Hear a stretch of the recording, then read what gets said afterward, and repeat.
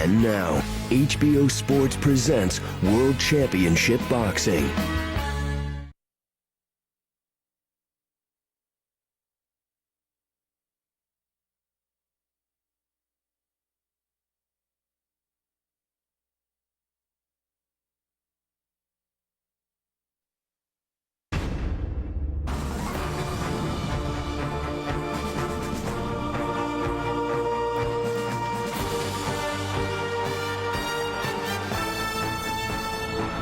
The following is a presentation of HBO Sports. He's back. Floyd Mayweather. It had been nearly 2 years since Floyd Mayweather walked away from boxing as the sport's pound-for-pound best. Last Saturday night, Mayweather was back, taking on Mexican icon Juan Manuel Marquez, as Mayweather tried to reclaim his throne as the best fighter on the planet. Mayweather so quick, so sharp, so accurate. What 21-month layoff? And he is punishing Juan Manuel Marquez in this round. He's doing well. What is that? What a return to the sport. Arguably the greatest performance of Mayweather's career. Also tonight, Get a look at the best American heavyweight prospect. It's Chris Arreola. Arreola, the fighter they call the Nightmare, has been just that for opponents. Going undefeated in his 27 pro fights with 24 knockouts. Big win for Cristobal Arreola. Tonight, he steps up in class to take on heavyweight titleist Vitali Klitschko. You want to see a heavyweight destroyer? Vitali Klitschko wants to be your man. Last October, in his first fight in 4 years, Klitschko reestablished himself with a title-winning effort against Samuel Peter, making him and Vladimir Klitschko the first brother combination to simultaneously hold heavyweight titles. Tonight, Vitali Klitschko battles Chris Arreola for Vitali's slice of the heavyweight title. But first up, a look back at Floyd Mayweather's scintillating return to the ring against Juan Manuel Marquez.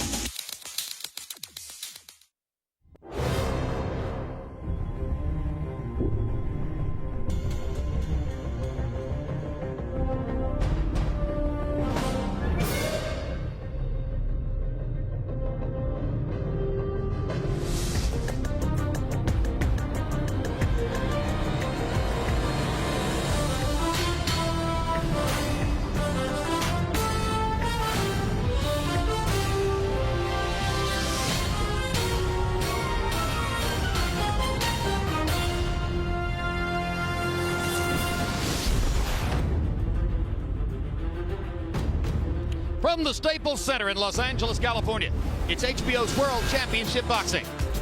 Tonight, an intriguing showdown in the heavyweight division as Vitali Klitschko puts his title belt on the line against undefeated all-action brawler Chris Arreola.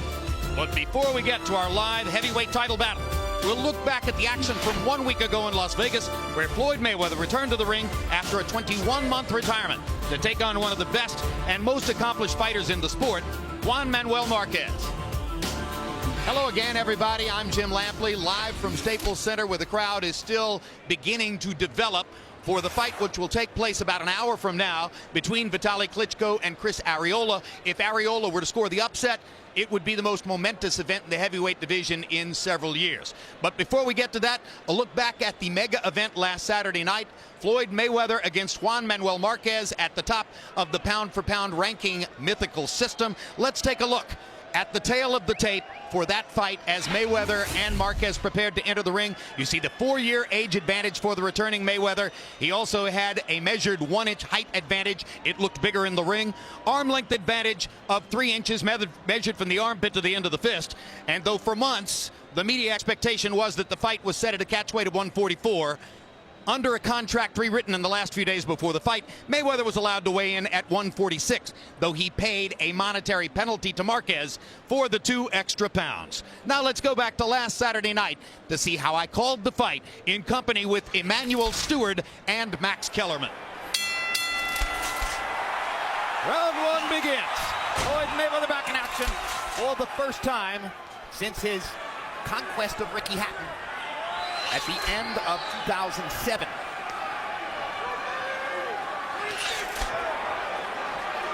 Yesterday, Juan Marquez said to us, 2 counter punchers, someone's going to have to attack. I'll be the guy. Mayweather throwing a jab that knocks Marquez back just a tiny bit. He doesn't use the jab as much as some other fighters, but he's starting out with it here tonight. Why, Emmanuel? Well, evidently he's got Marquez fighting his thinking game. Marquez at this stage has lost his pattern already. He was supposed to come out and set a lot of pressure. Floyd has got him into playing the thinking game right now. And the jab is way better for Floyd because he's bigger. And as long as he can keep him at that space, it gives Floyd time to time him coming in, like he called Ricky Hatton. He likes to keep you where you punch at a long distance. Maybe tonight is the night that Floyd will liberally use the jab to take advantage of the opportunity to fight a bigger man's fight. You can see that Marquez starts out respectful of Floyd's speed, but also he almost looks a little bit intimidated by Floyd's size. Well, what I was concerned about, I wanted to say right away, was the speed. And right now, the speed, Marquez doesn't have that to me to compete with Floyd's speed.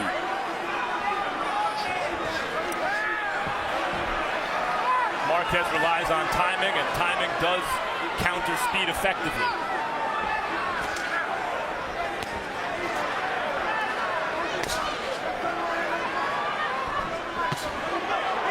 Good quick left hook by Mayweather as he steps in. A typical tactic. Hits the left hook and then steps right on by, out of punching range. That's his best power punches, is that left hook where he springs off his legs and gets it in, or either in the late part of the fight, the right hand lead shots. Those are his main key punches. Very simply, if the fight is going to take place at this pace, Marquez is up against it. He needs more action and a faster pace. Marquez has never been a fast starter. Usually takes his man's measure, much like Floyd does, and counters effectively later. Good left hook in there by Marquez. Brings the Marquez rooters in the crowd to life. Let him go for it. Let him go. Let him go. Spot. And as they lean in against each other, you get a picture of Floyd's size advantages. The taller man, his shoulders are above Marquez's. Quick left hook by Mayweather as he steps in again.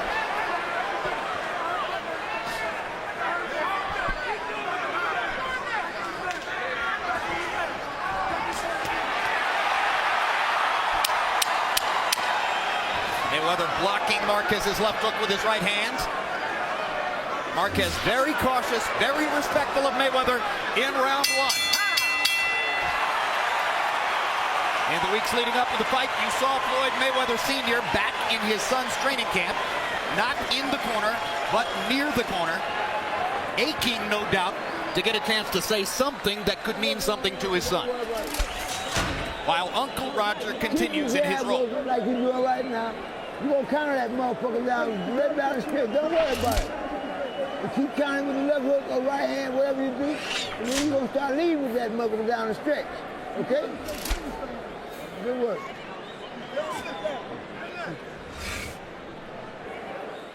Bring your right hand up. Be careful. You can bend down a little bit so it's more difficult for him to catch you. Bring him up with the right. Come on, lively, lively. You got to loosen up your hands. Very good, very good. You did very good. You can do it. You can do it. Well, so much for ring rust. Floyd Mayweather in his first round in 21 months. Economical and precise. 18 landed punches in 31 tries. 58%. Reducing Marquez to 4 out of 52. Only 8%. A dominant round for Mayweather in round 1. And a picture of the challenge that Marquez faces.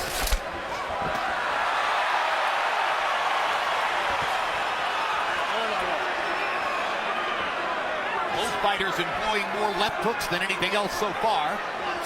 Mayweather's effective. Marquez is hunting and pecking, trying to find a way to land one. It's like Marquez is throwing those punches there. The crowd gets excited, but Floyd, particularly being that he's bigger than using his size, he just merely leans back and uses his left shoulder and his right glove, and he doesn't get hit. And that's what he does anyway, but with a smaller guy, it's even more effective.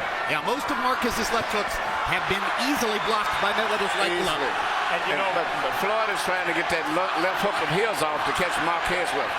And if he lands, he's going to have way more power. Floyd is the faster fighter, obviously, so far. But they both, to me, seem like coiled cobras. And there's tension, even though there hasn't been too much action so far. because either guy can strike just like that at any moment. And Mayweather grins about the straight right hand, which is enough to tell you that it landed. Marquez's best punch is his straight right hand. Mayweather's is also, and there's a knockdown on a left hook. Excellent left hook, and Marquez walked right into it. Yeah, well, I could see it coming a while back, but that's all he's been throwing at him, and he knew that sooner or later he would time him. Marquez is in bad trouble. We've seen him knocked down before, but not against a fighter like this. He was knocked down 3 times in the first round in his first fight with Manny Pacquiao, but then adjusted. Mayweather lands the left hook. Marquez took it well.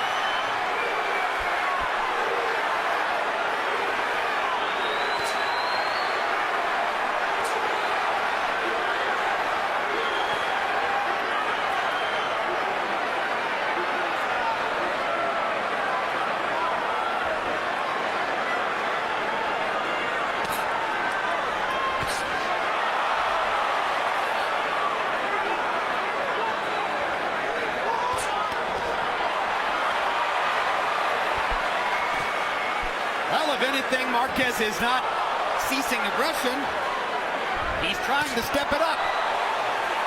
He's landed a couple good shots in this round. But, of course, Mayweather has scored a knockdown on the left hook.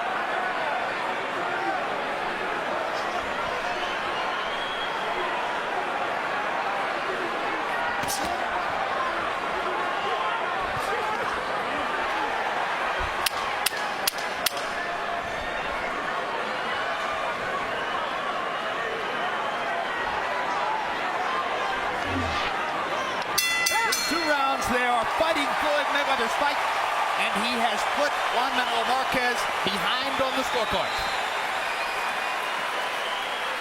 That's what I told you, Juan. That's what I told you, Juan. You bring your right down, and then he gets in.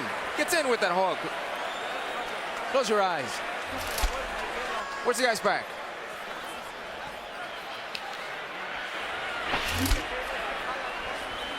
You see, he throws the hand, and he brings it over the top lively. Here we see Floyd landing his left hook, and you can see his left hook is way more powerful than Marquez, because as I said, he springs forward. He's got all of his weight on his shot, and it's just a matter of him predicting where Marquez is going to have his right hand, because he's been throwing that punch since the beginning of the fight. It almost looked as though he adjusted the path of the hook, seeing where Marquez's right hand was set up. An amazing knockdown by Mayweather. He landed 18 out of 26 punches in the round by CompuBox count. That's 69%. Marquez was only 4 out of 34. The first 2 rounds have been a wipeout in favor of Mayweather.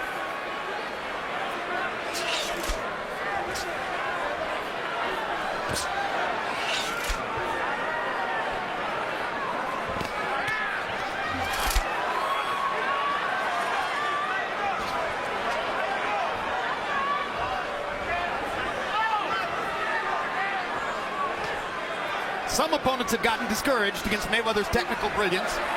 Marquez has great heart, isn't likely to fall prey to that. It's been a technical mismatch so far. Bigger, quicker, better man, winning every exchange. And Marquez cannot figure out how to get into the fight. He can't match it Mayweather with power, speed, and gentleman skills. Everything he does is slower and is not as powerful. And even those type punches, Mayweather just catching those easy. Yeah, Marquez is going to have to take chances, and we've already seen the possible results of that. Yeah. It seems that Mayweather felt what Marquez had early and thought, this little guy can't hurt me, and was emboldened by it.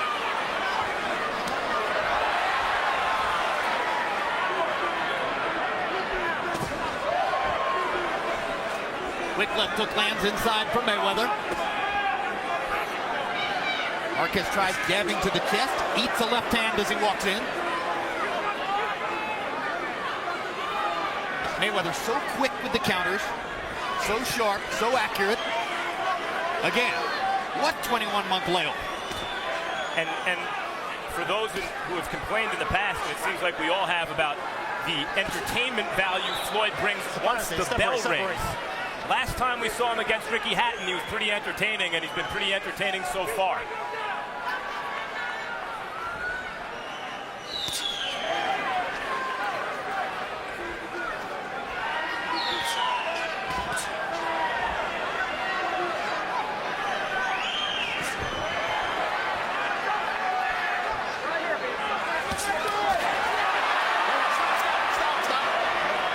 There's a look at the kinds of chances Marquez is going to have to take. He'll have to eat some leather to get inside, and he did.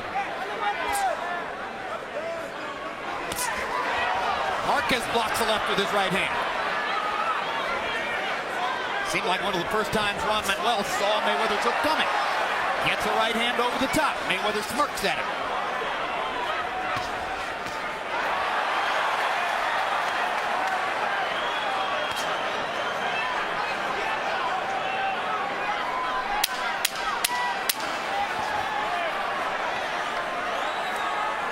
Every time that Marquez punches it, that he has to run in and do it, which means he's going to get caught sooner or later with one of those counter left hooks. He's had to lunge and punch. He can't just punch.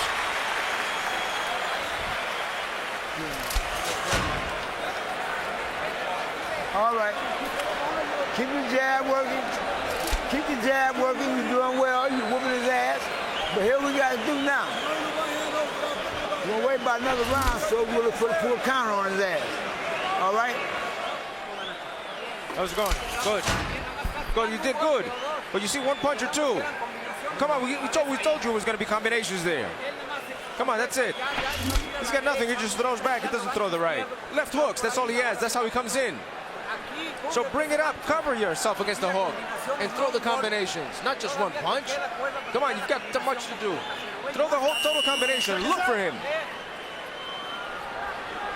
Governor Arnold Schwarzenegger seated in row 2. George Lopez, seated near Governor Schwarzenegger, demands the camera shot. Harold, aside from George Lopez, who's the leader so far? Okay, Jim. 3-0, 30-26. Floyd Mayweather Jr. Jim, you know, I find it very, very interesting that Floyd drops that left hand all the time, and Juan Manuel Marquez doesn't try to throw a straight lead right hand. I mean, I would throw right hands all day at Floyd Mayweather because that left hand is so low. He's got the right hand across the chest, good defense with the right hand, but he drops the left hand constantly. But he's winning his fight with great, you know, really great left hooks, nice left jabs. Look at that. He's got that left hand way down, but he scores that left jab hard to the body. 3-0, Floyd Mayweather. You know, Juan Manuel Marquez has shown us that he's truly great at thinking his way through a fight. He makes fabulous tactical adjustments, as he did against Juan Diaz earlier this year. I'm not sure I've ever seen a look of such discouragement on Marquez's face, as was the case between rounds 3 and 4. I agree with you, Jim. I didn't like what I saw in his eyes. He was not looking at or listening to Nacho Beristain. He seemed to be in his own world.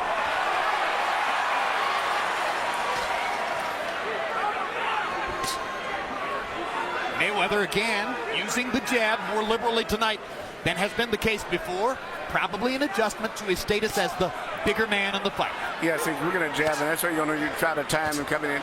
And as Harold was saying, that Marquez should throw more right hands, but if he does, he's going to have to throw him at such a long distance that he's going to be open to get countered with a left hook as he comes in, because he's too short and too small.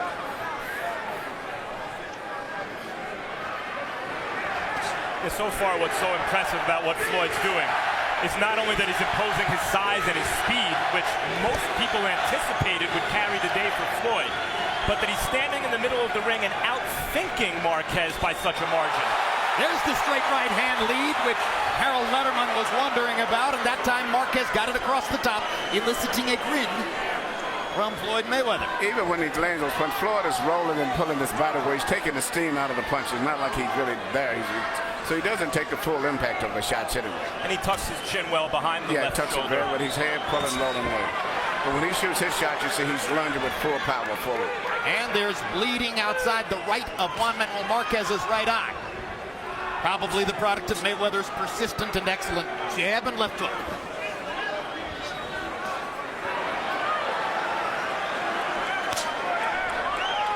Mayweather, so sharp, so accurate. These are clear-landed punches. You don't need to be a copy box counter to be able to see that Mayweather plants his jab right on Marquez's face.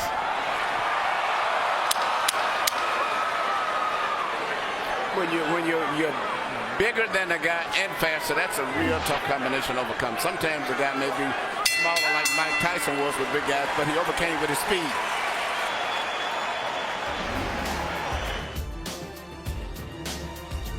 Tweaks Battle between Floyd Mayweather and Juan Manuel Marquez in Las Vegas. There's a live look at Staples Center. We're just about 40 minutes from now. Vitali Klitschko and Cristobal Arreola will enter the ring for their heavyweight title fight with Vitali's belt on the line. Big opportunity night for Arreola, and earlier, Larry Merchant spoke to him. Chris, you've said at the end this is just another fight. Is it? Of course it is. You know, every fight's important. You know, every fight is important because it got me here. And now that I'm here, it's just as important as the other fights. How do you fight a guy who is so tall and so strong as Klitschko? Gotta chop him down. You know, gotta chop him down to size. Gotta hit everything I can, every available space that I can. Arms, hit his arms, hit his body, hit his head, everything. And one thing about it is we're gonna have to make him fight a pace that he's not used to. Why are you going to win? Because I train to win. Because I know I'm going to win.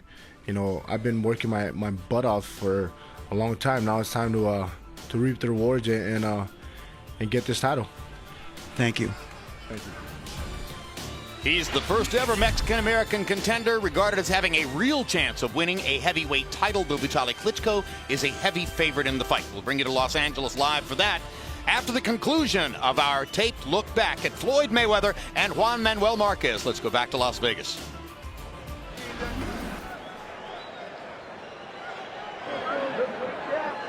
Jab was kind of over that motherfucker. Keep your jab working. You win every round anyway. But keep your jab pumping. Keep your jab pumping to the body, to the head. Keep your jab pumping to the body, to the head.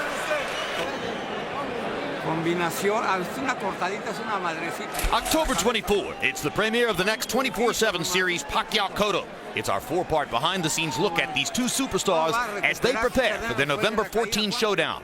October 27 on the next Real Sports, the tragic story of Nick Adenhart, the LA Angels pitcher who was killed in a car accident just hours after pitching 6 scoreless innings. Here we see which has probably been the most significant punch landed by Marquez tonight, and that was his right hand there. And even in landing that, is still, you can see Mayweather's half rolling with the punch as it came, but that's been his best punch so far of the night.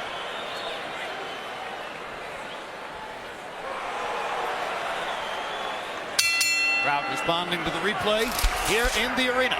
Round 5 begins. It's been all Floyd Mayweather so far. He had a knockdown in the second round, which has given him a wide margin in the fight.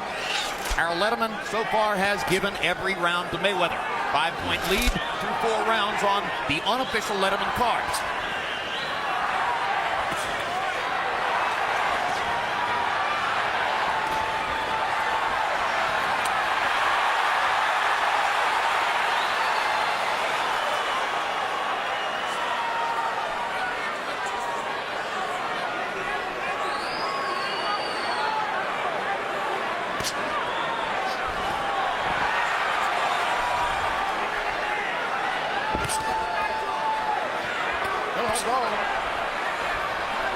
See how quick Floyd is with the right hand coming out of that break? They're very, very fast. He's fighting really, to me, I think, a perfect fight for the most part. Doing everything just right. Keeping the distance, the space where he can counter, can pick his punches. And he knows just a matter of time before he'll be able to catch Marquez probably with his speed. Because Marquez can't handle his speed. Oscar De La Hoya says that he simply got tired and forgot to throw his jab over the course of the last several rounds with Mayweather. Some of us believe Mayweather took it away with those zinging counter right hands. And he hasn't done it so much to Marquez. It's a different kind of fight. But Mayweather's also very good at throwing straight punches, including the right hand to the body that takes the starch out of fighters. Well, you can't fault Marquez for effort here in the 5th round. He just hasn't found an adjustment yet that will get him into the fight. Maybe the adjustment would be to weigh 145 pounds naturally and be about 2 inches taller. And to be naturally a different kind of fighter. He's never been really comfortable, Marquez, being a super aggressive fighter against another top flight fighter.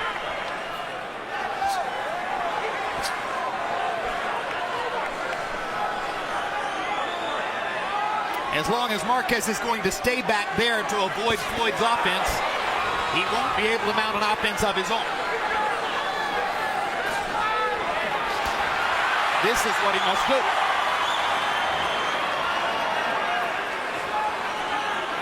But he has to be able to get off more punches than that. Mayweather's so elusive, so good with his feet. Quick left hook by Mayweather blunts the Marquez assault. And that's his very typical same type of left hook which he knocked out Ricky Hatton with.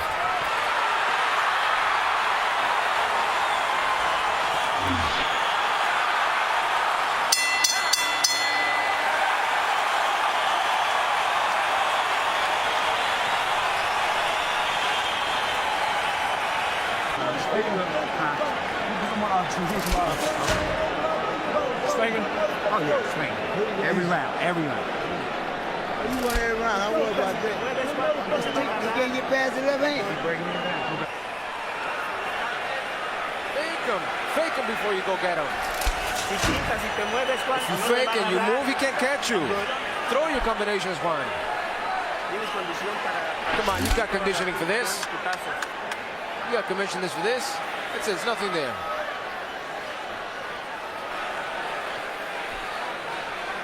How are we going? Well, the fight, he's winning it. He's winning it. You're closing it, the gap, but you got to throw more punches, and your attacks have to be more continuous. Attack, but don't be frontal. Understand? Seconds out. Nacho Beristain telling Juan Manuel Marquez the truth. Go out the ring. Through round 5, CompuBox averages per round. Mayweather 18 out of 30, Marquez 5 out of 43. 60% to 12%. Mismatch. Mayweather wins another round on the unofficial Letterman scorecard. Earlier in the night, Jim, I mentioned that Mayweather not coming down to 144 pounds maybe is not such a competitive advantage because it's not like Marquez had to make weight. He was moving up in weight. But it does seem to be a competitive advantage because it seems to have nullified Marquez's power. Mayweather looks so much physically bigger that the usually good punching Marquez's shots don't seem to bother him when they do land, and that's infrequently. That was a perfect example of all he was punching was on the elbows and then shoulders. And then the crowd gets excited, but I haven't saw Marquez land too many, maybe about 2 or 3 clean punches in the entire fight. It just said Floyd is too big and too smart and is doing everything that he wants to do pretty much at this stage.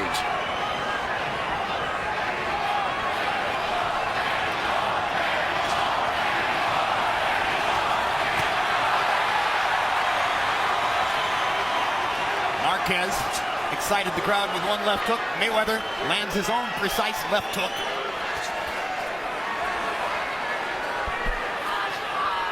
After a while, you're going to see Floyd throwing more right-hand leads to that. Right about this stage, you'll see the next. See, there he goes right there. Yep, he's starting to dispense with the jab. He's starting to go back to the standard Floyd Mayweather pattern. Lead with the left hook, wait for the counter right hand. I could feel it. I know him enough. I could feel what he was getting ready to do, and that's what he's going to start throwing more right-hand leads now. And you know, Floyd, he's standing with his hands down in front of Marquez, and yes, he does, as I mentioned, have the size advantage. But Floyd was at his best at 130 pounds, Marquez at 126. And for a guy with a size advantage, but it's not the biggest of all time, to stand in front of a fighter as skillful and dangerous as Marquez with his hands down and have his way entirely is impressive. I don't think he's in any danger with his hand down with it. I think he's too big and too fast. I mean, and he can pretty much control whatever Marquez does. So Max, you think Mayweather was distinctly better at 130 than he is now? Let him go. I don't know that I can choose a best weight for Floyd Mayweather. That's a good point. Kind of like Manny Pacquiao, they've been scintillating in multiple weight classes. I guess Mayweather's best night, considering the opponent, Diego Corrales, and that was 130 pounds. I agree with that. Was still most impressive performance. That was definitely his best night. But that's one of the best I've ever seen any fight had. This is a pretty good night too. Hatton was a good night. De La Hoya was a good night. Well, he has mostly good nights. His nights go between good and great. That's right. This is a great one. And he is punishing Floyd Mayweather, Juan Manuel Marquez in this round. And Mayweather brought the crowd out of their feet with a brilliant performance down the stretch of round 6. Well, I told you. What I told you, that motherfucker gonna be done like I said he was. Keep doing what you're doing. Keep your jab pumping. Don't leave right hand. He getting the point, he can't do shit anyway. Keep pumping, one more time. ¿Está bien? ¿Quieres seguir peleando? Ok. Esos fondos que ponen, por favor. ¿De qué? ¿Por qué viene a preguntar? ¿Estaban mal o qué? Bring your head up now. Use your combinations and follow it up. Then from the body, then to the top. Straight punches. Here you see a really perfect example of Floyd Mayweather's speed and skill. He moves from a punch, counters and lands a punch, and gets away from another punch, all at the same motion. In 2 fights against Manny Pacquiao in 2004 and early 2008, Juan Manuel Marquez gave Pacquiao all he could handle. A draw and a 1-point split decision loss. Yeah, so far, Marquez has been completely dominated by Floyd Mayweather. Harold, how do you have it through 6? Okay, Jim. 6-0, 60-53. Floyd Mayweather. You know, Jim, he's landed that left jab beautifully, landed that straight right hand, the lead right hand, landed the left hooks. I mean, the only thing I see Marquez landing is an occasional harmless flurry that's really not doing a lot of damage. I mean, basically, this is Floyd Mayweather's fight. And, you know, I'm not a big numbers guy, but if you look at numbers, Floyd's 7 points ahead on my card, which means that he won the fight, unless Juan Manuel Marquez gets a 10-8 round somewhere along the line the rest of the fight. 6-0, Mayweather. I think Marquez will take a 10-9 round at some point. Hasn't seemed to win one yet. Hasn't really been close. Go, Suato, let him go, let him go. Let him go, stop. Okay. We are told by our interpreter Jerry Alaya that between rounds 6 and 7, referee Tony Weeks went to Marquez's corner and actually asked if he wanted to continue. The answer, of course, was yes.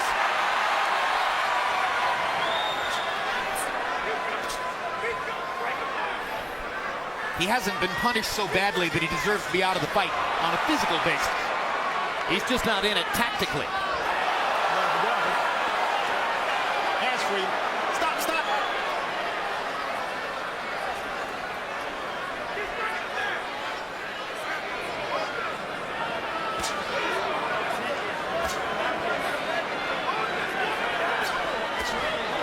Mayweather unveiling the jab again, and it seems to rock Marquez back on his heels.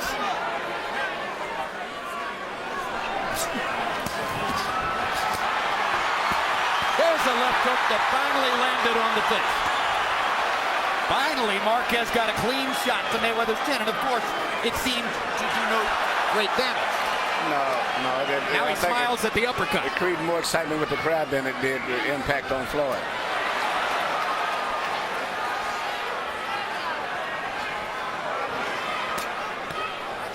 Stop.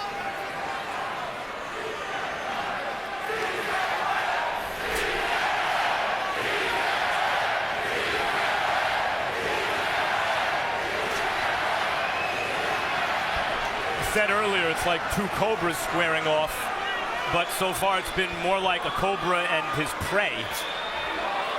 Mayweather pitching an absolute shutout. Landing his right hand and his left hook with impunity, smiling, stepping back.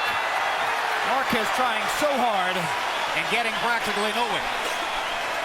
Marquez had his best exchange in that round, but P. Diddy reflects the enthusiasm of all the Mayweather rooters in the crowd for the brilliance of Floyd so far. You've got to be more continuous.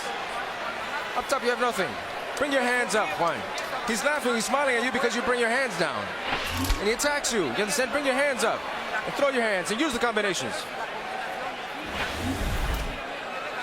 Let's take a look at where Floyd Mayweather's punches have gone tonight against Juan Manuel Marquez. 17 left hooks to the body, or left hands to the body probably. Right hands, a few of them, and almost all the rest of the landed punches to Marquez's head.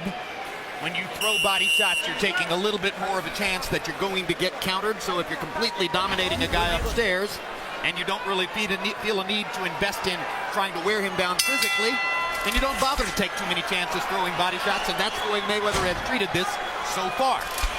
CompuBox numbers through the 7th round. Mayweather 136 out of 232. That's a 60% connect percentage. Marquez has only landed 40 punches in 7 rounds. That's even fewer than Rocky Juarez landed against Chris John in a preliminary fight here in which Juarez shockingly wasn't really in it. Mayweather has done the same thing to Marquez. And even the punches he landed were glazing punches. It was half deflected punches. He hasn't landed that many clean punches. It's those type punches out. One left hook, a couple of right hands. Other than that, practically nothing. Mayweather has done more or less whatever he wanted to do.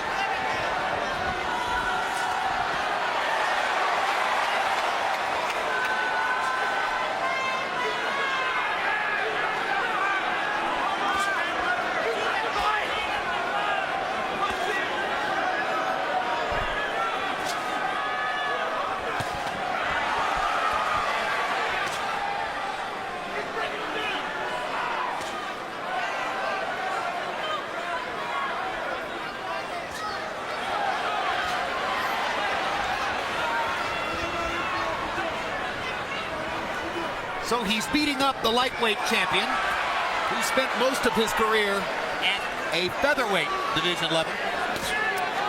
Sitting across from us, Shane Mosley, a true welterweight with muscle, who has been craving a fight with Floyd Mayweather for about 8 years and hasn't been able to get it.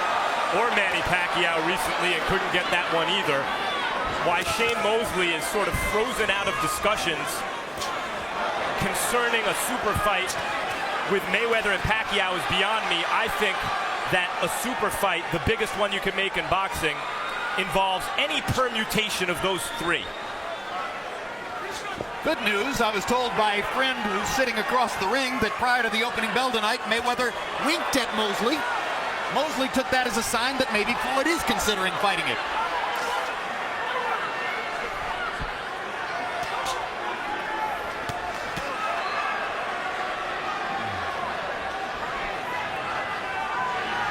And of course, the import of my statement that he's beating up the lightweight champion who spent most of his career as a featherweight is that Floyd is now seemingly a natural welterweight fighting as a welterweight.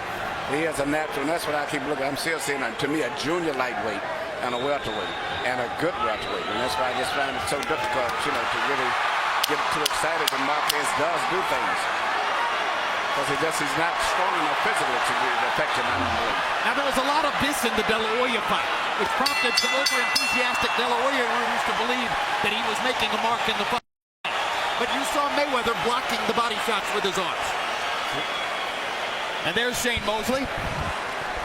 Still so great. Brilliant destruction of Antonio Margarito earlier this year. Maybe the greatest performance of his career. You want to go? How many rounds fight going? 12? Yeah. All right. We're going to start throwing some lead right hands on this motherfucker, man. Or counter him, okay? So he ready to go now. He about ready to... You doing what you're doing to him. Everything's good, Juan. Come on, you got good conditioning for this. Don't let him lead you. How you feeling, Juan? Good? Everything's okay? Well, come on, use your combinations, Juan. Combinations to the body, to the head. To the body, to the body.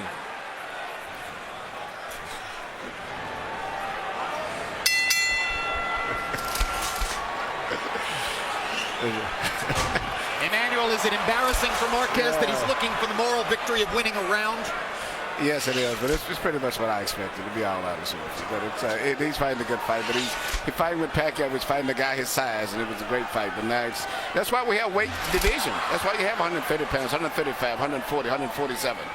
And that's why we have those divisions. And Marquez's style, as many people anticipated, though I was not one of them, his style is not translating at a heavier weight the way Pacquiao's style has translated at a heavier weight. That also may have something to do with the selection of opponents, where Pacquiao fought a drained De La Hoya and a severely weathered Ricky Hatton, and Marquez has to fight Floyd Mayweather, who then refused to drain himself at all. and came in at the exact weight he wanted to fight at? Well, I think it was smart. A lot of times fighters say, well, I'm going to make sure that no one says I beat up a little guy, so I'm going to come in smaller than him or smaller as like Oscar did. So, no, I feel comfortable at this weight where I'm not going in and lighter. Here, pay him the money, and he kept his main natural strength. He's fighting at his natural weight, which is probably about 152 tonight. Quick left hook landed inside for Mayweather. Marquez tries 3 of them upstairs. Yeah, but he can't handle Mayweather's speed. Now, Mayweather's starting to step it up a little bit more of a ride to things, and the speed is going to bother him even more in going down the stretch. We're seeing how much difficulty Marquez is having against a markedly bigger man in Mayweather. Yep. November 14, Pacquiao prepares to fight what would seem to be a markedly bigger man in Miguel Cotto. I think we're a lot of time maybe making a mistake in that, too. We keep looking at the marquee names and keep looking at those weight divisions, disregarding the weight division. Cotto is going to be a much tougher fighter, I think, than people expect. Yeah, will the result of this, if it sustains, create more enthusiasm for Cotto's chances against Pacquiao? Definitely will. But see, with Pacquiao, Pacquiao has a rhythm, though. He's a little different. Where Marquez stands more flat-footed. Pacquiao moves, dances, he catches you with counter punches in and out. He's a little bit more difficult guy to fight. He's truly dynamic. And he's a better puncher, and he took his punch up with him. Yes, he did. But I still think welterweight, I just don't see it that much. I mean, I didn't consider that fight beating Oscar really a welterweight, but it wasn't Manny's fault. He did what he was supposed to do. Brilliant combination by Mayweather. If that didn't hurt Marquez, I'm not sure what would. Marquez steps up and answers Vitali. I have a feeling we'll see what will coming up right here. Marquez is starting to take the kind of chances that could get him knocked out. And Mayweather seems to relish that.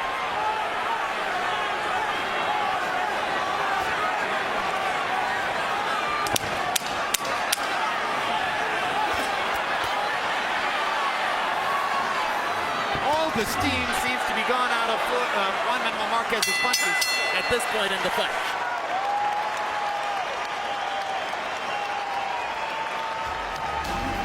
You're watching Floyd Mayweather's remarkable comeback performance against Juan Manuel Marquez after 21 months away from the ring last Saturday night in Las Vegas. There's a live look at Staples Center, where just about 20 minutes from now, Vitali Klitschko and Arreola will be preparing to enter the ring as Klitschko defends his slice of the heavyweight title against the Mexican-American contender who's come closest ever from anybody from his national and ethnic lineage to a heavyweight championship. Arreola, who is from here in the Los Angeles area, has a record of 27-0 with 24 knockouts. He is that rare heavyweight who throws punches in bunches, and his sheer activity level is regarded as an interesting question mark, at least, against Vitali, who has been dominant in his last several fights. Now let's go back to Las Vegas and rejoin Floyd Mayweather against Juan Manuel Marquez last Saturday night.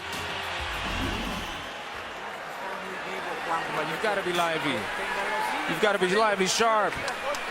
On the inside, you're not throwing punches. Just there. Throw the combinations, Juan, please. 10, 11, 12. Throw the combinations, please. Bring your hands back and bend your waist.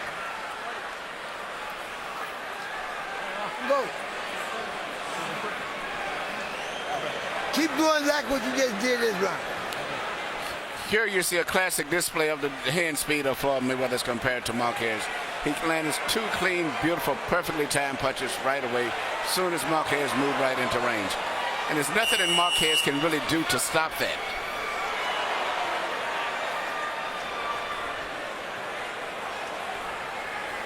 Let's go, vámonos.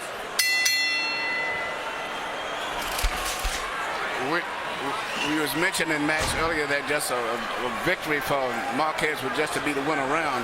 I think it's going to be a great victory if he can make it through these next couple of rounds. I agree. Because I think Floyd's going to step it up, and I think physically, spiritually, and mentally, Marquez is like finished now. Yeah, this is an amazing performance so far by Floyd Mayweather. Harold, how do you have it through 9? Okay, sir. 9 rounds to nothing, 90 to 80, Floyd Mayweather. You know, Jim, you talk about ring generalship. Everybody asks me, what's ring generalship? You know, Floyd Mayweather's keeping his fight in the middle of the ring. That's ring generalship. It's where he wants to keep the fight. You notice, very, very rarely does he go up on the ropes, because he knows if he goes up on the ropes, he gives Marquez a chance. In the meantime, he's murdering him with the left jab. The only thing I haven't seen Floyd throw is a good left hook to the body, because Marquez is open for it. Other than that, it's all Mayweather, 9 to nothing. This fight looks like Floyd's going to try to draw it to its conclusion.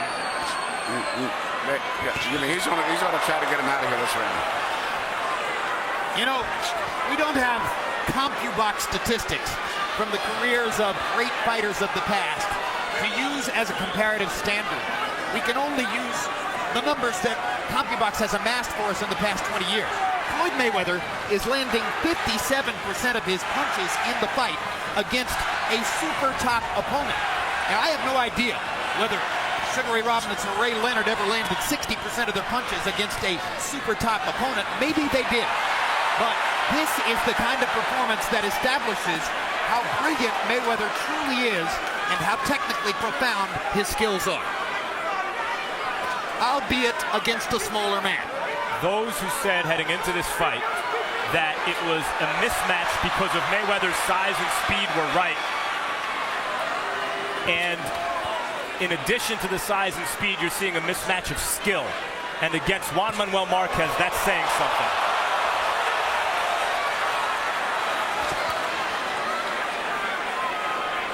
In addition to everything that Mayweather is doing offensively, as we delineated for you, he's also not getting hit. Marquez is landing, by CompuBox count, 12% of his punches in the fight. He's being swamped.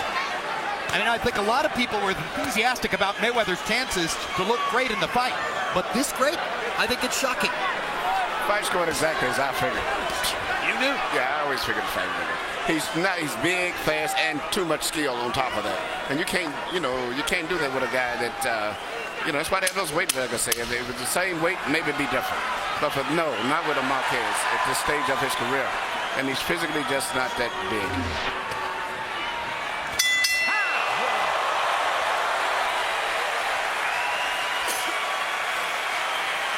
Certainly appears that Floyd may be capable of knocking Marquez out when he wants to, if he'll take a risk. And at this point, what risk is it? Don't bring your hands down. Are you very tired? No. Don't bring your head up. Are you good? Okay. To the body or to the head. All right? Keep grouping your shot. Grouping every round. To that right hand to the body, right hand to the head, because he don't give a fuck what he trying not to get hit. That's all he trying not to do. Once we're here, we see then Marquez cannot seem to hold off anything that Mayweather's doing pretty much. Mayweather's hitting him at will. The reason he hasn't stopped is because he hasn't opened up all the way yet. CompuBox numbers in round 10. Mayweather landing 34 out of 58. Again, 60%. Marquez 4 out of 50, 8%. The 34 punches landed by Mayweather, his high number for the fight. He's doing whatever he wants to do against a Hall of Fame opponent. Yeah, guys like Roy Jones and Oscar De La Hoya had fights in their careers against marketable smaller men where they completely dominated them. Roy Jones against Vinny Pazienza, Oscar De La Hoya against Arturo Gatti, and Pazienza and Gatti were good fighters. But Marquez is a top pound-for-pound fighter. And against him, Floyd Mayweather now has landed more punches than he's landed in any other fight, and he's totally swamped all the previous statistics about people landing punches against Marquez. He's making a mockery out of what some expected to be a true summit meeting. Yeah, the impression Floyd's leaving here is even if you took away the size advantage, he would be way too much for Marquez. And certainly those people who've been so enthusiastic about Pacquiao's chances against Mayweather may now have to re-examine that theory. And that's one of the reasons Floyd chose Marquez clearly as his comeback opponent.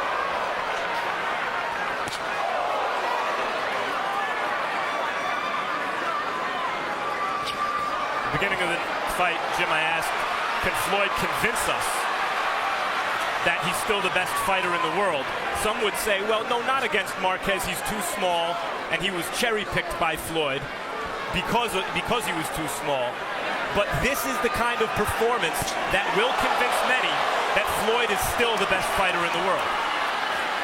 And despite all the publicity about his various distractions, about his glitzy, bling-filled lifestyle, about the amazingly unusual family life you see on 24/7. Despite all of those things, independent sources confirm he is as hard and as diligent a worker in the gym as there is or has been in the sport. Yeah, and even when he was off, that was the one thing that people don't realize. When he was off, he was still going to the gym training. It's like some guys quit, they're golfing, they're drinking, they're doing a lot of things. Their minds are not even in boxing. He's always been training in the gym continually. Floyd goes to nightclubs, but he doesn't drink. He stays up late, but often it's to train. There are no flies on his approach to the sport as a competitor. And he clearly here is pressing for the knockout.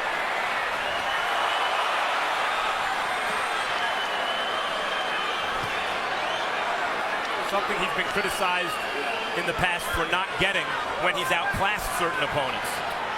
So, with the goal of winning a moral victory by taking a round now seeming to elude him, Marquez goes for the other moral victory.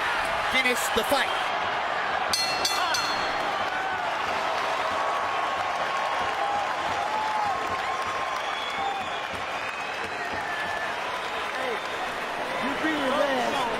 You beat his ass, but try him one more time anyway. Try him one more time, you beat his ass. You don't think you're gonna try him, that's why you're gonna try him. Walk on his motherfucking ass, you bomb on him. Throw your combinations. And bring your hands back high. Finish with dignity. You're here.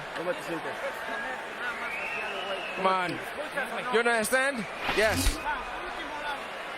It's the last round. That shit, he don't know that's coming. One time. Last round. Last round, but you walk to him and keep doing what you're doing, so don't lack up on his ass. Finish the round strong, okay? All right. Keep boxing. Tricky, that tricky shit. Let's go.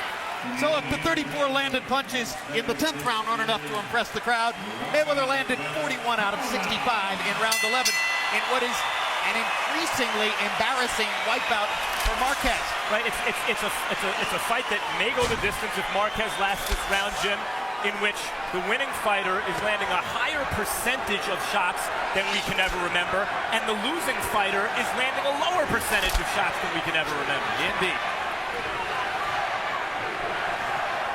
What a poignant instruction from Nacho Beristain between rounds. Finish with dignity. That's all that's and that's left for all Marquez. that he can do. It's all he can do. Left hook lands perfectly for Mayweather.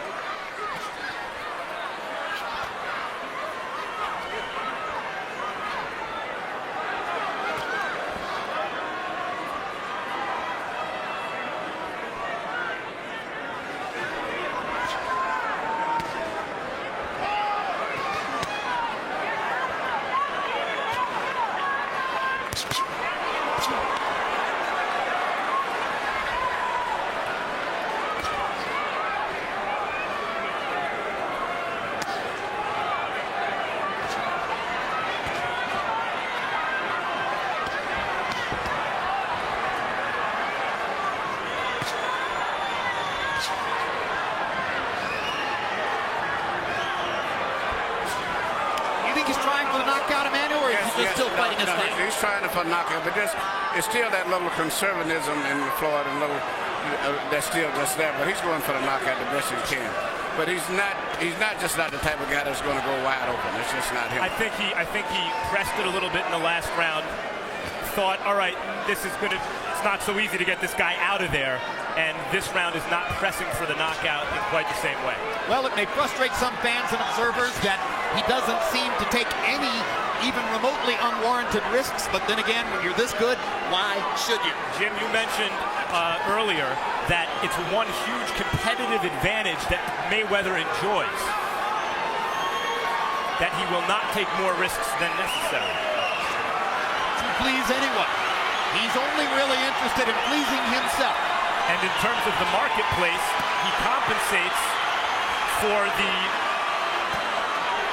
paucity of knockouts compared to some other fighters he's compared with, like Sugar Shane Mosley and Manny Pacquiao, with his mouth, which where he's able to talk up a fight.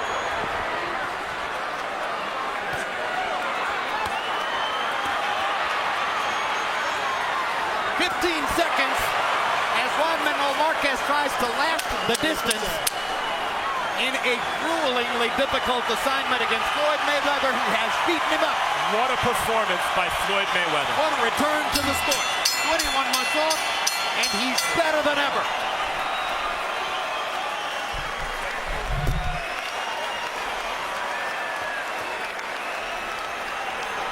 Arguably the greatest performance of Mayweather's great career. Unquestionably, he will move to 40 wins, no losses. And the next time people publish their pound-for-pound lists, they must take into account what this man has done. Marquez will now, in all likelihood, return to the lightweight division, and Mayweather continues along his path. Let's go to Michael Buffer for the formality, it would seem, of the official decision. Ladies and gentlemen, from the MGM Grand, we go to the scorecards. William Lurch scores at 118-109. Bert Clements, 120-107. Dave Moretti, 119-108. All to the winner by unanimous decision. He's back. He is Floyd Money.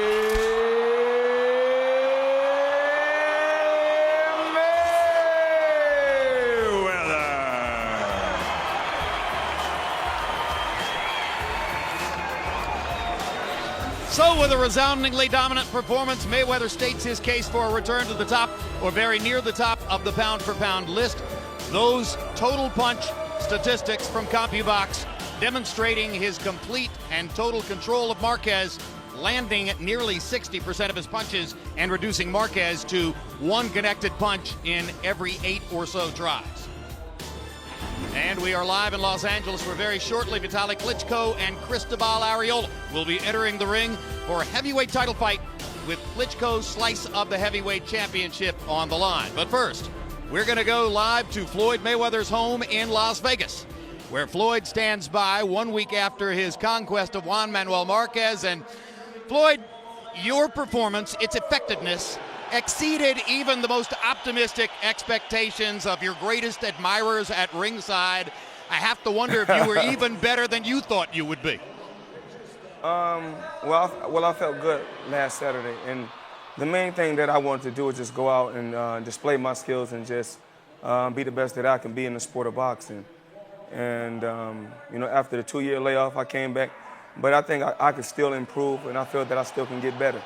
Our experts, Emmanuel Stewart and Max Kellerman, both thought you might have been going for a knockout in the 9th or 10th round. I wasn't really sure. I thought you were just fighting your fight. What was it?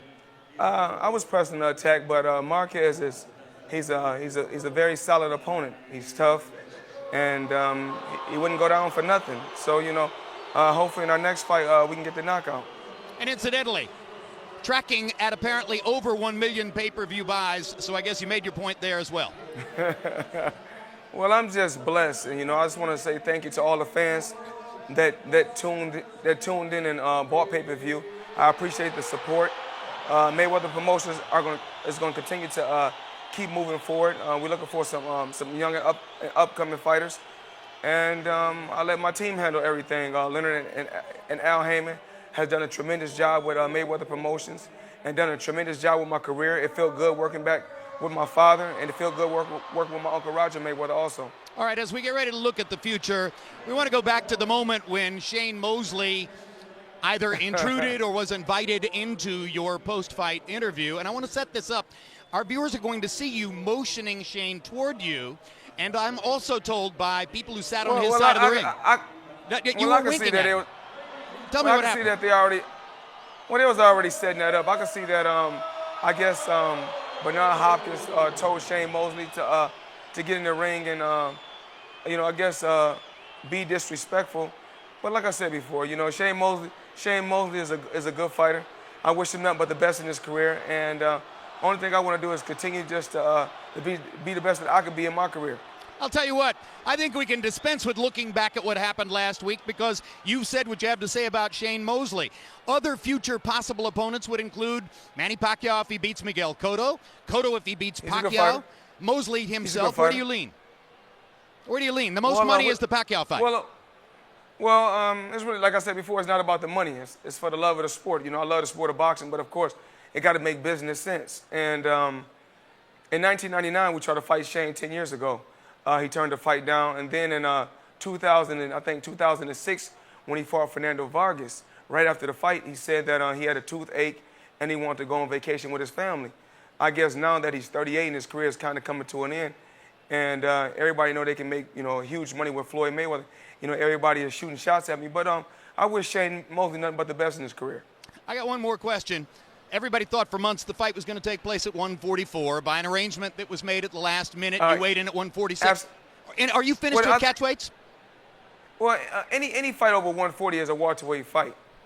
I agree. I didn't want to. I wanted to fight and feel comfortable. And I also want to apologize to you, Jim, and Larry Merchant, Emmanuel Stewart, and Max Kellerman, you know, for what happened. Floyd, we accept your apology. You know, we're observers of your career with interest and tremendously excited by everything you've accomplished and what we look forward to in the future. I truly apologize, but I just want to continue to keep fighting.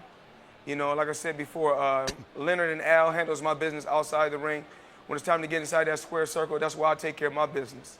All right, congratulations again on a triumphant return to the fort. Appreciate it. All right, look forward to seeing you in the future. That's Floyd Mayweather.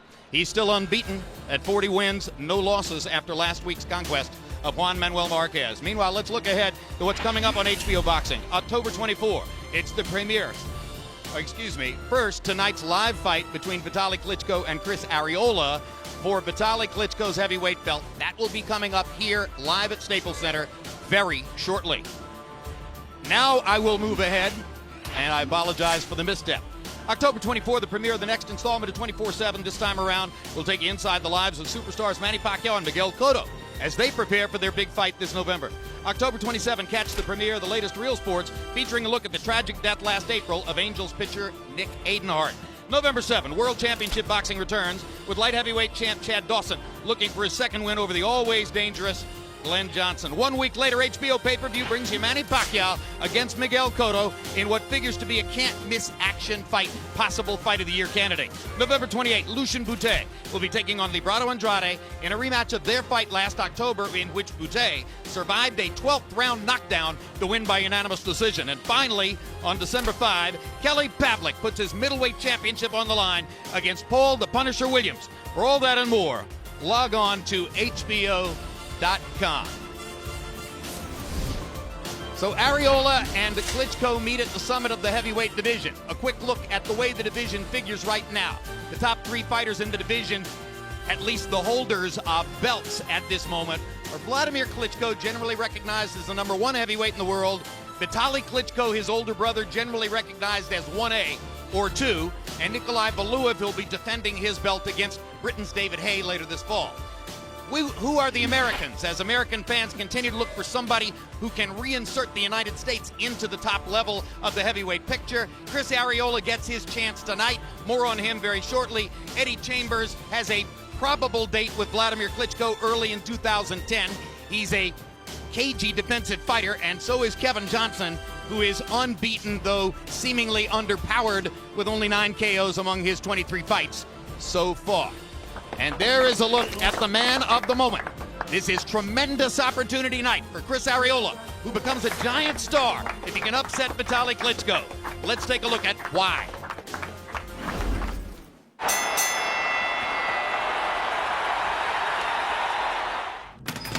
There's a lot to like with Chris Arreola. Arreola trying to finish him off.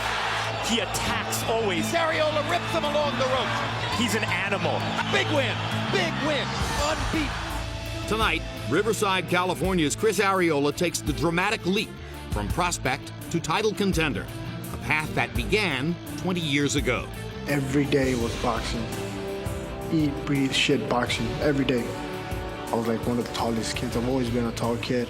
So from like 12, 13, 14, 15 years old, I always sparred with the professional fighters.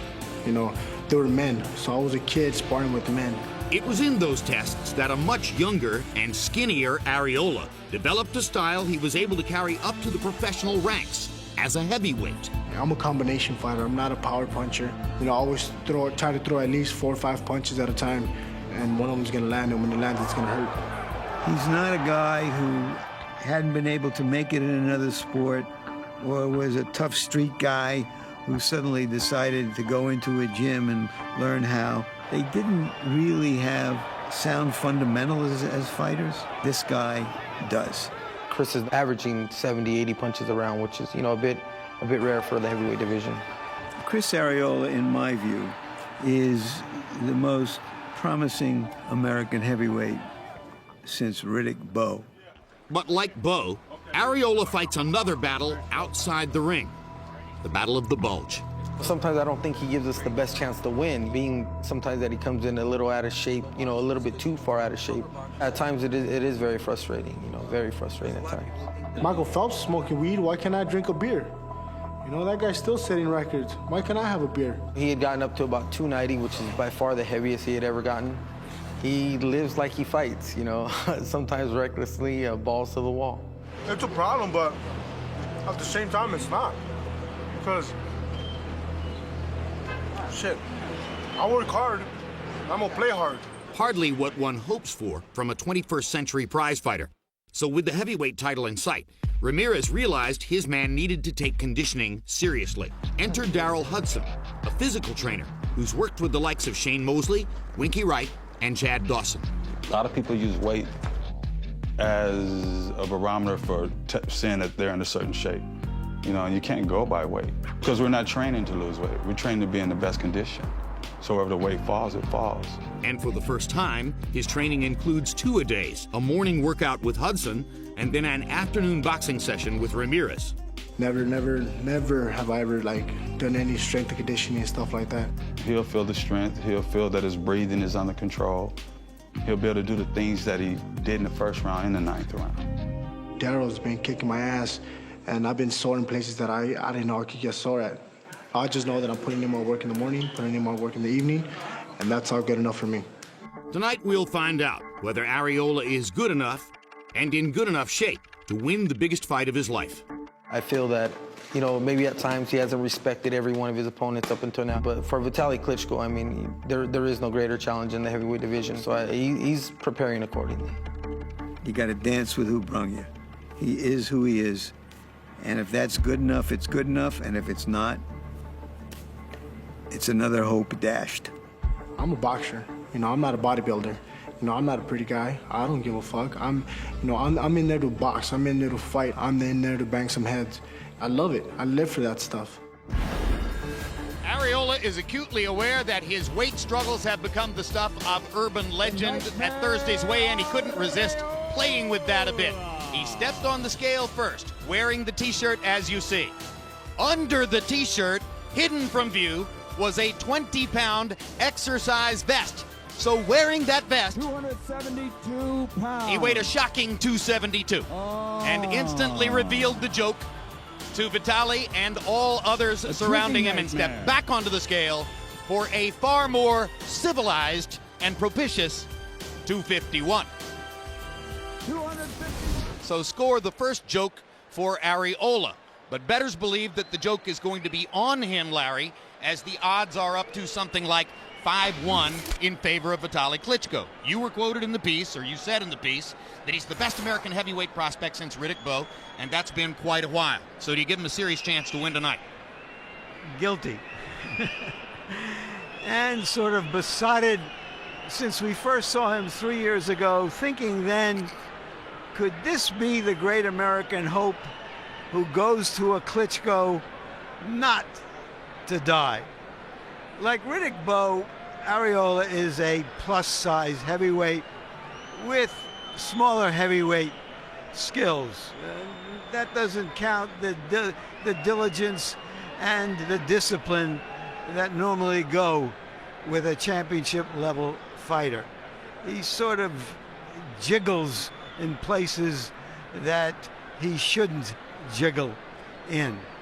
But he has an aggressive pressure style that can make an old fighter look older, even if, like Klitschko, he is diligent about his work still and looks sculpted. Or he can make him look younger if he keeps getting tagged by big punches. We're here to Jim to find out whether he has the substance to go with that style on this level of the game. And some of the 13,000 or so who have come into Staples tonight were probably here 6 years ago, in June of 2003, when Vitali Klitschko made his biggest, bravest statement toward heavyweight superiority. Since that time, his date with Lennox Lewis, he's really had two segments of his career separated by a 4-year layoff created mostly by injuries that wouldn't let him out of training camp. But in the two fights since his most recent return, he may have been better than ever. Let's take a look. In June 2003, Vitali Klitschko challenged then heavyweight champion Lennox Lewis for his title. He rips him again with a right hand. Lewis momentarily wobbles. Vitali Klitschko is roughing Lennox Lewis up. It's just a pure 6 brawl in there, guys. While a badly cut eye ended Klitschko's night after 6 rounds, his spirited but losing performance vaulted him into public consciousness as the heir apparent to Lewis. Isn't it fair to say tonight, Lewis wins the fight, Klitschko wins the event? Less than 1 year later, Klitschko would not be denied in his next championship fight against Corey Sanders. And Vitali Klitschko is going to try to finish it right here.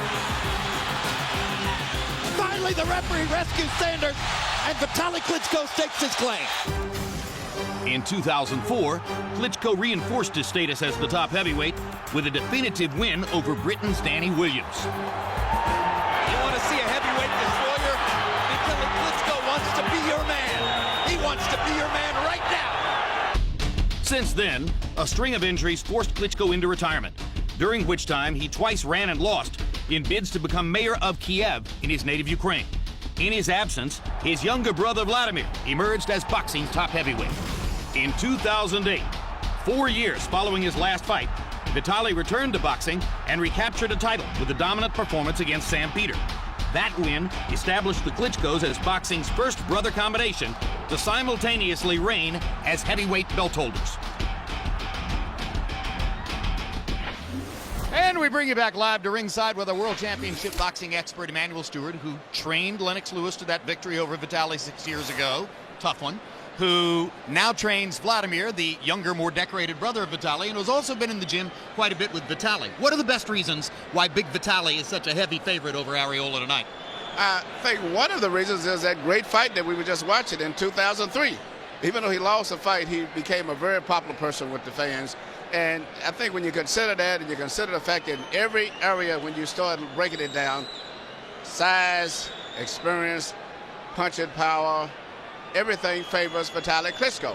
And the people perceive him as being like an unbeatable guy. He's the brother of Vladimir, the one that is recognized by most people as the main champion, but he's considered the tough guy. And he's a very physically imposing man in the ring. Probably, I'd say, next to Sonny Liston and Mike Tyson, one of the most intimidating guys that I've ever saw in the ring. Fascinating. More intimidating than Lennox. I would say so. There was something about, I think, not only Vitali is a very tall guy, but he holds his body in some upright position.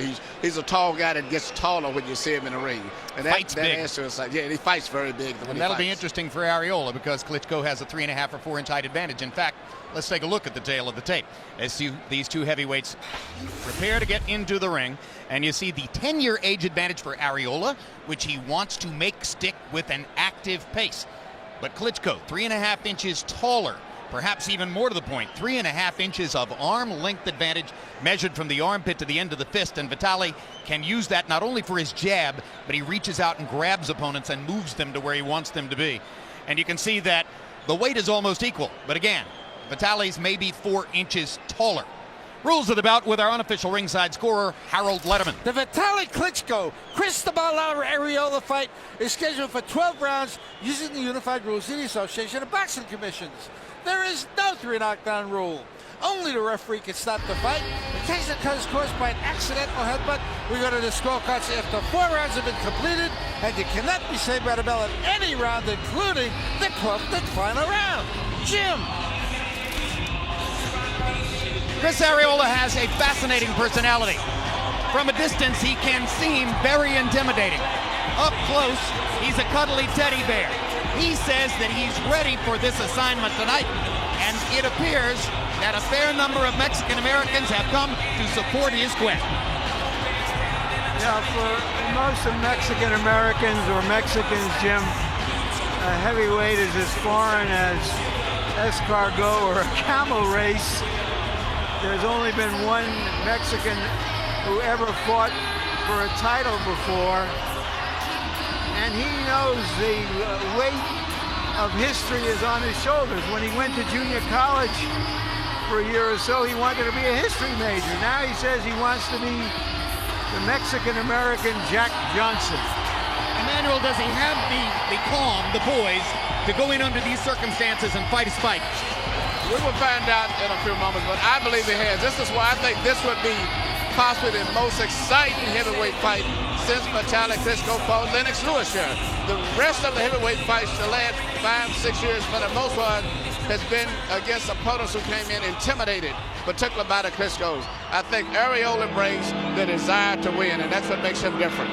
Well, there aren't nearly as many citizens of Eastern European lineage here in Southern California as there are Mexicans and Mexican Americans, but there are a fair number of Ukrainians and Russians in LA, although they are being drowned out now by the noise made by the Mexican American fan.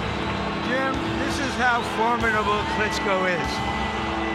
He's never been knocked down. In the 2 fights he lost, he was retired by injuries. He's never been behind at the end of a fight. In his 37 other fights, 36 knockouts. Emmanuel, Vitali Klitschko may have to hold some to blunt Arreola's frenetic offensive attempts, particularly in the early rounds. Is Vitali up to hearing the crowd boo? I think it's going to be a psychological change because all of his recent fights since he's made his comeback has all been in Germany. And I mean, in Germany, it's so everything is biased. I mean, the Klitschkos are like gods in Germany. So this is going to be a psychological change for him, and it may affect him a little bit.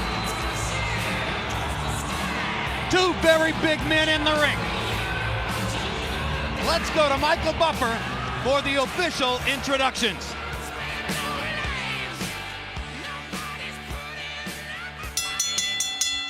Ladies and gentlemen, good evening and welcome to Staples Center, Los Angeles, California, USA, where tonight K2 Promotions, in association with Goose and Tudor Promotions, is proud to present the main event of the evening, 12 rounds of boxing for the World Boxing Council Heavyweight Championship of the World.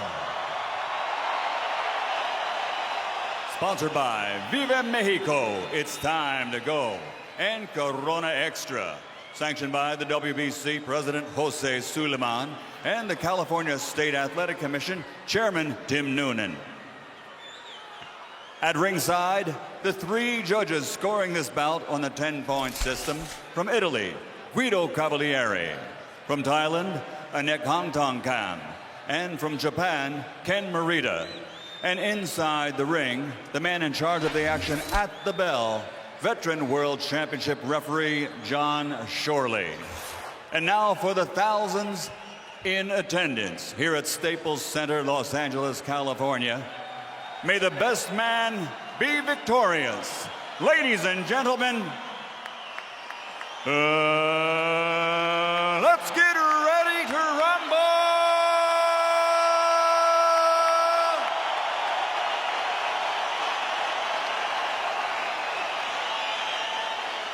Fighting out of the blue corner, wearing black with silver, official weight 251 pounds, or 113.85 kilograms. His professional record, a perfect one. 27 fights, 27 victories, including 24 knockouts. Tonight, this fighter is proud to represent his Mexican-American heritage as the challenger from Riverside, California, by way of East LA, the undefeated WBC #1 ranked heavyweight contender in the world, La Pesadilla, Cristobal, the Nightmare, Arreola.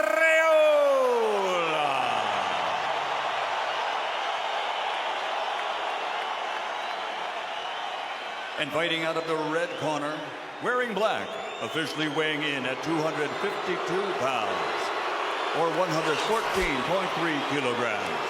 His professional record, 37 victories with 36 knockouts and only 2 defeats. His KO to victory ratio is the greatest in heavyweight champions history. From Kiev, Ukraine, and Hamburg, Germany, the reigning, defending, 2-time WBC heavyweight champion of the world, Dr. Eisenfaust, Dr. Iron Fist, Vitali,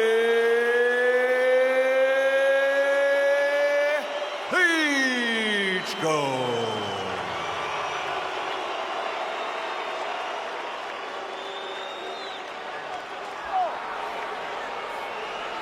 Chris.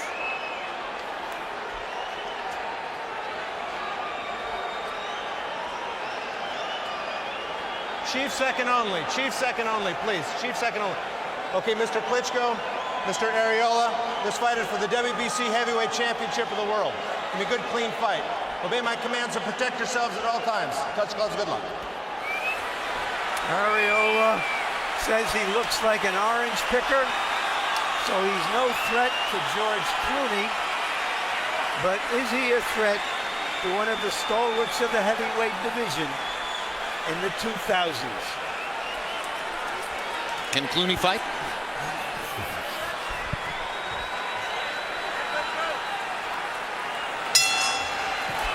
Ideally, this won't require a lot of blow-by-blow. They're going to bang away. Yeah, I think it's going to be a very exciting fight. Arreola said he's going to be aggressive, and Vitali said he's going to be aggressive also. I kind of doubt it. I think Vitali's going to try to back away for the first few rounds and burn Arreola out. But we shall see. There's a right hand over the top by Klitschko. He landed a little left hook to begin the evening. Arreola so far hasn't been able to get inside Klitschko's arms. And what he's got to be careful is watching just what Vitali does now. Is he's just so busy, preoccupied with trying to figure out what he's going to do, and that's why then he lulls you to sleep and then he catches you with a big shot. Body shot by Arreola. Vitali takes one to the ribs and goes away. Well, I would say this much. At this point, Arreola has created a lot more pressure and tension for Vitali than any opponent has been in a long time. Yeah, Corey Sanders was going for a one-punch knockout. Danny Williams couldn't seem to figure out what to do against Vitali. Sam Peter didn't exist. Juan Carlos Gomez in his most recent fight got in a couple of shots in the first 2-3 rounds. But by and large, Vitali has been able to dominate opponents with his great defense. And right now, Arreola has slowed down his momentum and his intensity has slowed down right away. And that gives Vitali the room now to start slowly, systematically picking him apart. Klitschko has stood up to him, trying to discourage him from coming in. 1.5 minutes left on the round. We're exactly midway through. Our clock is momentarily not working, so I'll keep you posted on timings as we go along. Vitali Klitschko is throwing jabs, right hands, uppercuts, body shots, and Arreola is having trouble finding the distance from which to get started. But you'll notice after every exchange, Vitali gets back in position with the jab to keep his distance. He finishes up everything with a long jab after he gets through. Arreola's gloves are held high, and he does protect himself as he tries to get in. And Klitschko rarely goes to the body. Klitschko also holds his left hand well below his waist. Why, Manuel? Left hand is right because he has an unusual sense of feeling when a guy is getting ready to punch, and he can sense it and move away. It's one of the unique things I watched when I was watching him in training. He can feel if you're going to throw a right hand, he'll move into the position and punch at the same time to neutralize the punch. He takes great advantage of his height.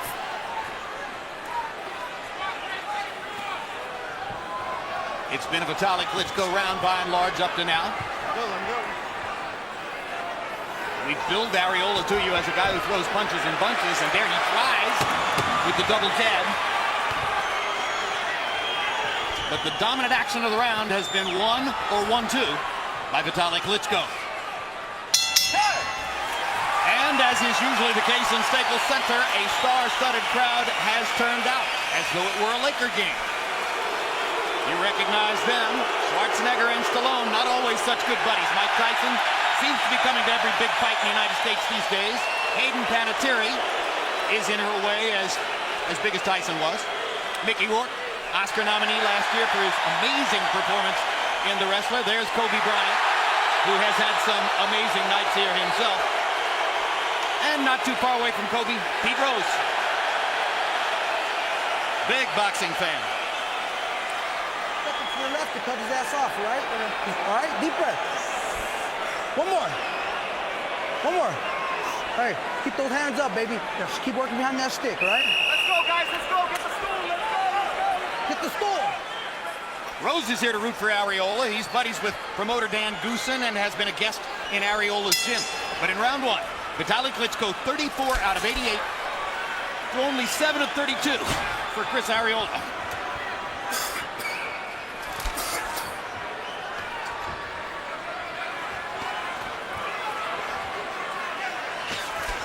Sometimes the best way to deal with a jabber is to jab him, and that's what Arreola is trying to do in this round.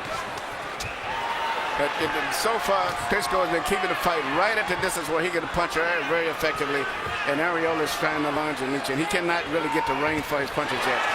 Might be easier for Chris to go to the body, and there he is, banging away at the body as he promised he would do, to try to bring Klitschko down a little lower and get at the head.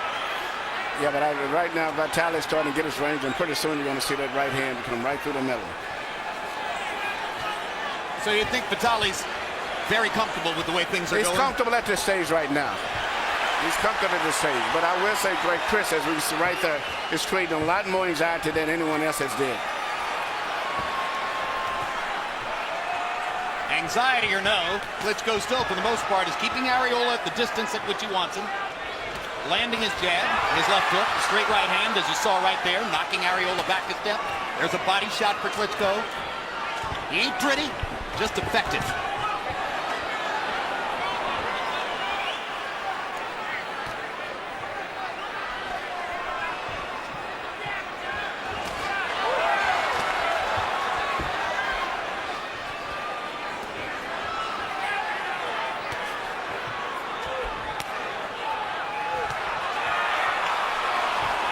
Arreola is making Klitschko work hard, but he's not landing enough punches. He's not landing, but I tell you what, if he can maintain this tempo for 3 more rounds without getting knocked out, it's going to be very interesting because Vitali's not used to having to fight at this pace. Yeah, that's right. I mean, the reason Vitali threw 88 punches in round 1 is because Arreola's coming at him, and Vitali needs to throw to keep him back. That's how eager Arreola is to get there. He has to hope that he can tire Klitschko out at this pace.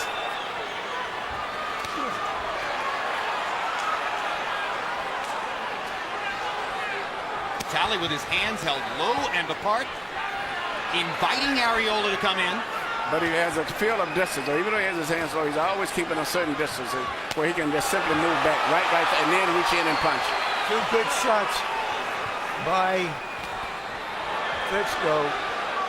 Starting to measure Arreola. At the end of the day, Manuel, is Vitali just more of an athlete than he looks to be? Yes, he has his own effective awkwardness, but it's very, very good. Very coordinated awkwardly.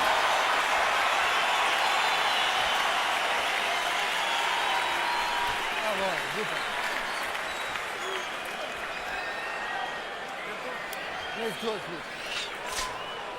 Immer wieder die Lenke. Jetzt ein bisschen tiefer stehen und den rechten Außerstand. Links rausgehen, rechten Außerstand. Er läuft genau. Okay, use the left again, then go a little bit lower, go back and go forward.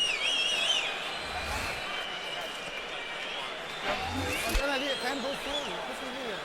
and slow down a little bit, reduce it, and then evade him and then counter. Okay, it's easy. Good. You heard our German interpreter, Rudy Kuntz. Keep those hands moving, hands up, all right? Through 2 rounds by CompuBox count, Vitali Klitschko has landed 77 punches, 34 in the first round, 43 in the second. Arreola, 7 and 10, 17 connects. So far, by CompuBox count, Vitali has a 60-punch edge in landed punches. Can he keep up the pace? He's fighting with an open mouth, breathing through his mouth. My memory is Manuel always does that. He always does that. He always has his mouth open and his right hand down, but he still can go the long distance fights still doing that all night because he maintains that certain space where he can get away with that. And incidentally, he hasn't only been able to go rounds against opponents, but he has scored late knockouts, several of them. Yeah, and he throws weird punches. He'll throw sometimes like a straight right and uppercut combination. Now he threw a looping right hand over the side. The next right hand might go through the center. The next might be uppercut.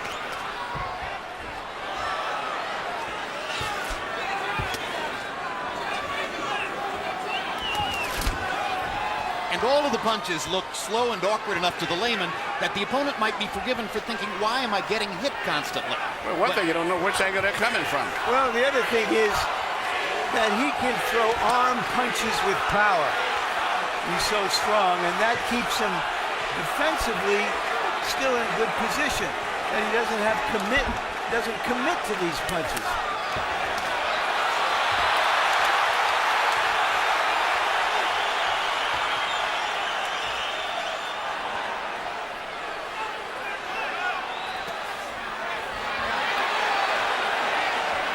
If you're an Arreola enthusiast, you may be forgiven for treating yourself to the notion that he's getting closer and maybe doing more damage. There was a smile on Chris's face there after he ducked a punch from Vitali.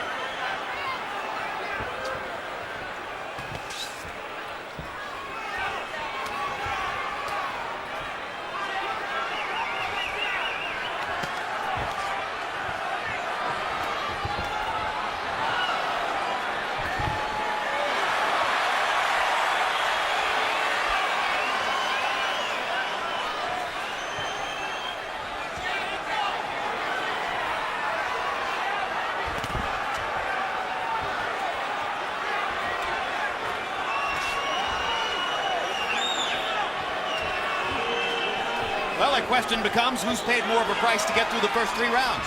Is Klitschko wearing down from all the movement and activity and throwing 90 punches per round, or is it Arreola who's getting worn down from taking a lot of leather and trying to pressure inside without getting much wear? Well, that's a good question. Well, it's Arreola. He's getting hit, and that makes up for a lot of stuff. How long can he go on taking this kind of punishment? But Klitschko is, with his PhD in sports science, a cold, calculated, cerebral killer.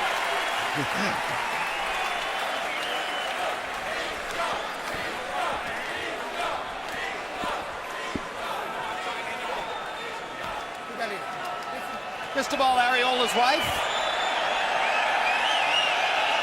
Erin, daughter Danae, sitting to her left. There were times in the past when Erin had to take fast food joint jobs at minimum wage to help the Arreolas make ends meet.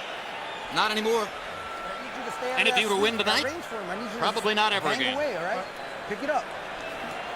All right? Deep breath. Don't get careless, right? I need you being aggressive but smart, all right? Deep breath. CompuBox numbers on jabs becoming one-sided. Klitschko 57 out of 185. Arreola 20 out of 76. Arreola's face is beginning to redden and show the damage from the number of punches he's taken so far. Yeah, he's taken a lot of punches from Vitali, but one thing he has still been successful, I think, is crowding and creating a lot of more pressure on Vitali than anyone that he's fought in a long time. Harold, how do you have it through 3? Okay, Jim. 3 rounds to nothing. 30-27, Vitali Klitschko. Jim, I got to tell you, Chris Arreola is making the biggest mistake I've ever seen. He's standing right in front of Vitali Klitschko. You can't do it. The guy's too big. His jab is too hard. He drops the right hand down on you. You got to give him angles, and you got to work your way inside by giving him angles. Just like he's doing there. Let Vitali work a little. But if he stands in front of him, he gets murdered. While you were talking, he landed, did Arreola, his two most effective punches of the fight so far. One was a right, one was a left.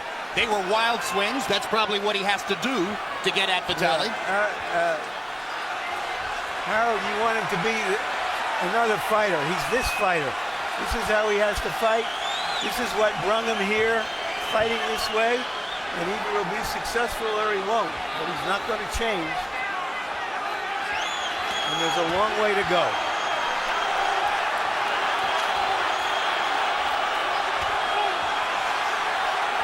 Vitali depends on keeping distance. That's why he drops his hands. At this stage right now, I would have to say that Arreola is taking that distance away from him, and having his hands down may end up costing him, because to me, Arreola is fighting the perfect fight for himself, considering his limited experience, the talent, and everything. I think he's fighting the best fight that he can fight. And the sheer determination of Arreola may be changing the fight. Certainly he has begun to get his supporters in the crowd into it here in this fourth round. Yeah, he's starting to close the distance a little, but he's still catching a lot more than he's throwing. And if he gets it tired, he's going to get hurt easier than Vitali, because Vitali can get tired, but when you have experience, it's like a second motion, a second instinct. And you can do an automatic drive and still function. Where at a lack of experience, he gets tired, Arreola can get hurt very easily. Well, Klitschko, he's so tall and he fights so tall, it's sort of like he does rope-a-dope in the middle of the ring without the rope. Hard to reach. 4 straight jabs by Klitschko. Arreola got in a body shot. Little left hook by Vitali. Right uppercut partially blocked by Arreola. It was Arreola who promised us punches in bunches. He hasn't been able to get there enough. Klitschko is the one who's throwing sometimes 3-4 punches at a time. But not really combinations, just sequences of punches.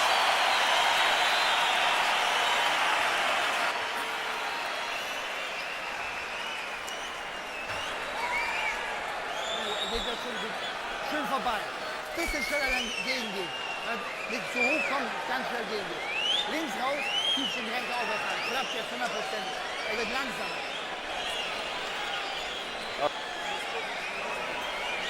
A double and triple jab, constantly moving your head. But listen to me. Don't push your punches, all right? Get your legs under you, all right? Get your legs under you. Look for him underneath a little more, all right? Oh, I'm sorry. Talk to me, baby. How we feeling? Here you see Chris Arreola getting in close range and being effective, because Vitali has to have a little loop room in his punches. And you see a little short left hook right here that landed by Arreola, simply because he's closing the gap and getting closer, where Vitali has a little bit more gangliness in his punches. By CompuBox count, incidentally, that little left hook is one of only 6 power punches Arreola has landed in the fight. And he's falling behind on the scorecards, as you see from Harold Letterman's unofficial card. But that may not be the heart of the matter. The heart of the matter is, can he keep pressuring Klitschko, get closer, and cause Vitali to make a mistake that might give him a chance to hurt him.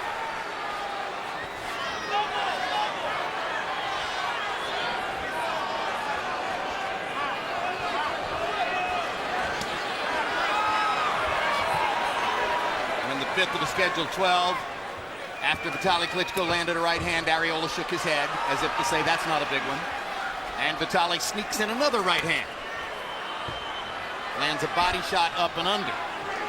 And basically runs away to keep Arreola at bay.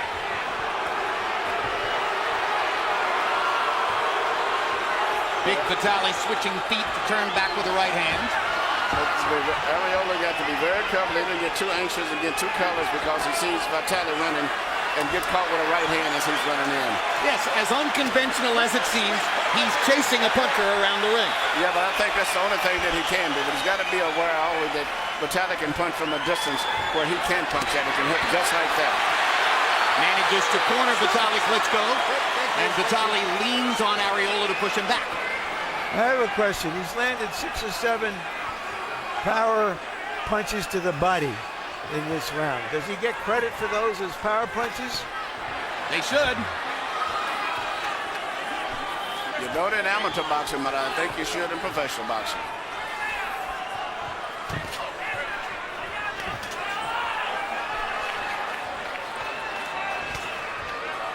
Got to find a way to get inside Arreola if he wants to stay in this fight.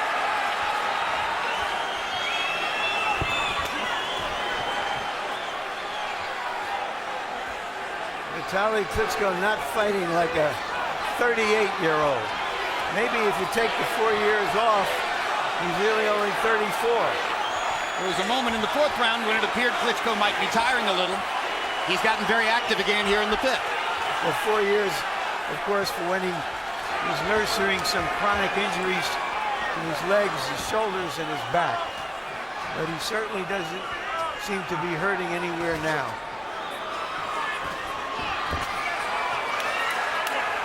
He's gradually dressing Arreola's eyes with swelling and redness up top.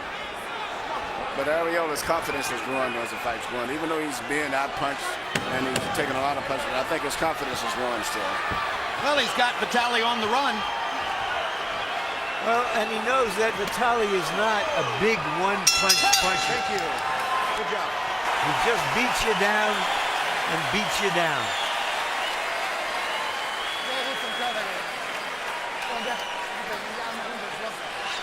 Okay, take down your arms. Take down your arms. Recover. Okay, go to the left and then retaliate with right, step out. Okay, first left, then right. Fred, listen to me. Don't let him lull you into, sitting there waiting. You gotta fucking pressure him. You gotta keep coming to him, right? Yeah, but he's fucking number locked. I know. Press his way from? Yeah. No. Why don't you keep doing what you're doing, cutting him off to the left, all right, and then we'll see what happens after that. And then he goes hands up, and you work this.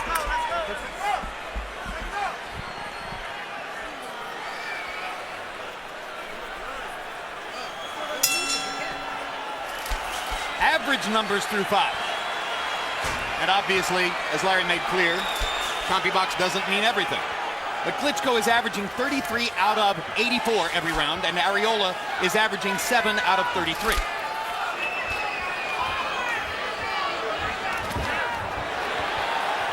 Arreola almost walked into a big right hand. He's got to be very careful, and in particular when Vitali steps off to his own right and gets Arreola trying to twist and pivot to find him, and then Vitali shoots a right hand right on the side while he's turning around. Yes, because Vitali can fire that right hand across his body very effectively. He said he had a plan A, a plan B, and a plan C for this fight. But plan A seems to be working so well, we'll never see B and C.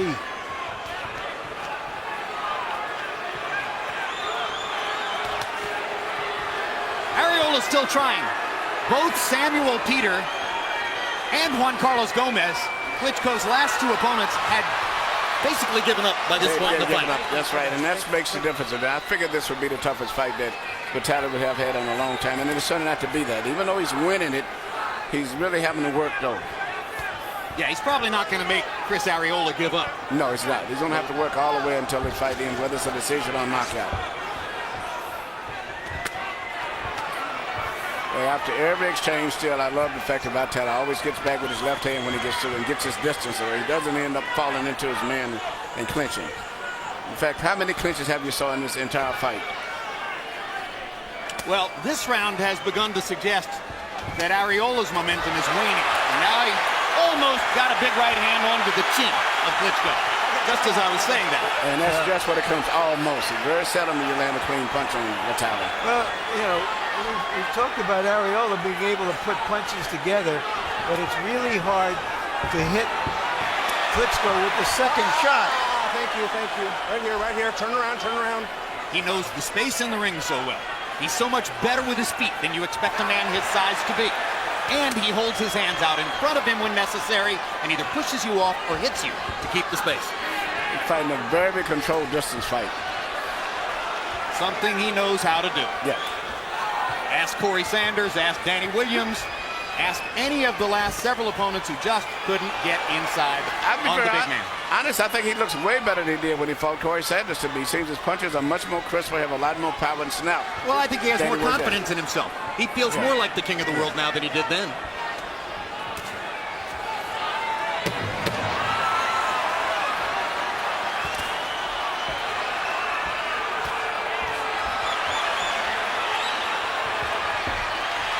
Halfway through the scheduled 12 rounds, and so far, no light at the end of the tunnel for Cristobal Arreola, despite all the ardent hopes of the crowd here in Staples.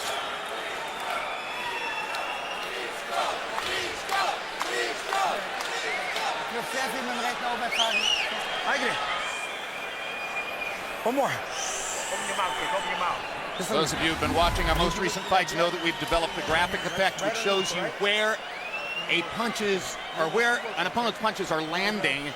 Here is where Vitali Klitschko is painting Chris Arreola through 6 rounds. And you see the big number, 98 on the chin. 18 body shots with the right hand. Most of the damage done upstairs. Vitali doesn't really throw that many body shots. When he does, he's usually coming up and under with them. But his accuracy with the right hand upstairs, along with the jab, reflected in those numbers. Yeah, and it's still a high percentage of body punches landed by a man as tall as he is. All right, Harold Letterman, how do you have it through 6? Okay, Jim, 60-54, 6 rounds to nothing by Vitali Klitschko. Jim, he's winning this fight on clean punching, as we see. Nice left jab, good right hand underneath. One thing I noticed, when Cristobal Arreola gets inside, Vitali ties him up. And John Shirley's really breaking him up very, very fast. I mean, he should warn Vitali for holding, because Chris needs that, that inside game. He's got to get inside and punch, and John's breaking him up real quick. So watch for that. 6-0 Klitschko. Actually, Vitali's been so effective with his punches so far, Harold, that he's held less than I expected him to. I expected him to have to fold up Arreola inside more frequently than has been the case. Well, he's had the side-to-side movement that's kept Arreola off of him. Now the Klitschko rooters in the crowd begin to chant. Brother Vladimir is in Vitali's corner as well, as no doubt you've seen. The way the division has gone, it's irresistible for boxing reporters not to speculate. Let's put it this way. You can't resist speculating on what would happen if the two brothers got into the ring with each other. They keep saying it's not going to happen, although both have been a little more flexible about that idea recently. General consensus, of course, is that Vladimir's a better athlete, better all-around boxer, and Vitali's tougher. And they have the psychological advantage of being the older brother, if it were ever to happen, which it probably won't. Good body shot by Vitali Klitschko. It's amazing he lands those clean shots, and then he can get away before a guy can return a punch back. And that's, again, Manuel, because most of them are arm punches.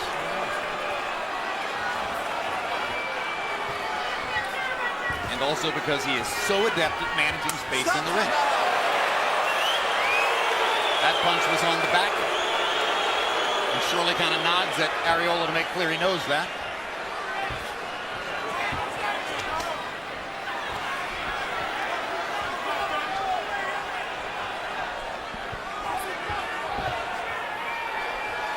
Supreme conditioning may not be supremely important to a younger athlete, but it is to an older one.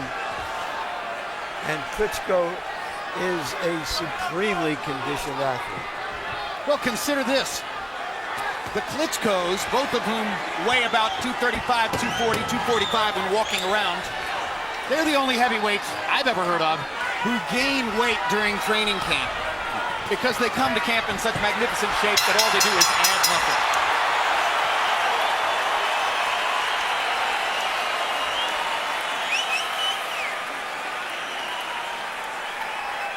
There's Vladimir. Holder of 2 title belts. His brother holds 1. Nikolai Valuev holds the 4th.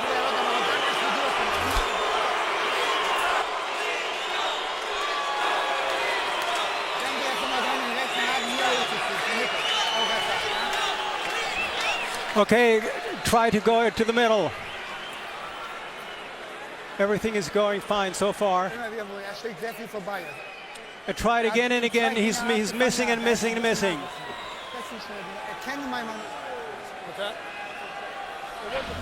Here you see Vitali Klitschko land, which is typical of the kind of punches he's landing as Arreola is trying to come in, catch it with clean shots, and then after he lands those shots, he usually moves away very well right away off to one side or the other.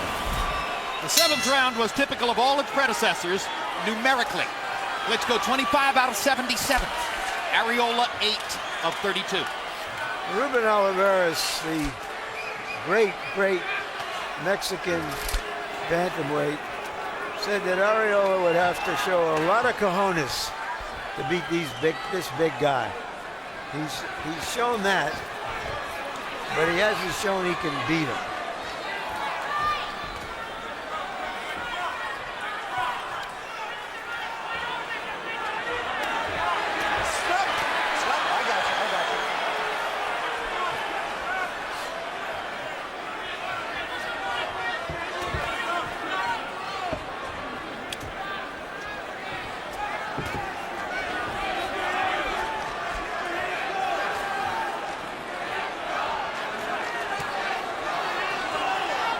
Klitschko, for the moment, has succeeded in quieting the Arreola fans.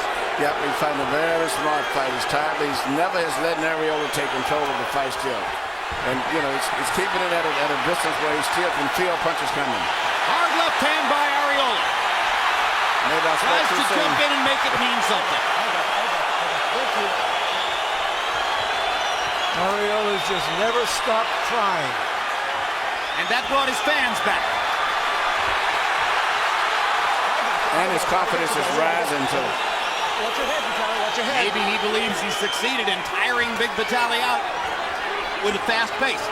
That was part of the plan as articulated to us.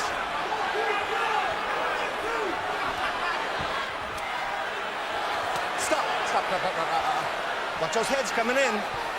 I was about to say 40 seconds ago that Vitali seemed to be trying to take a rest in this round. I think Arreola sensed it also.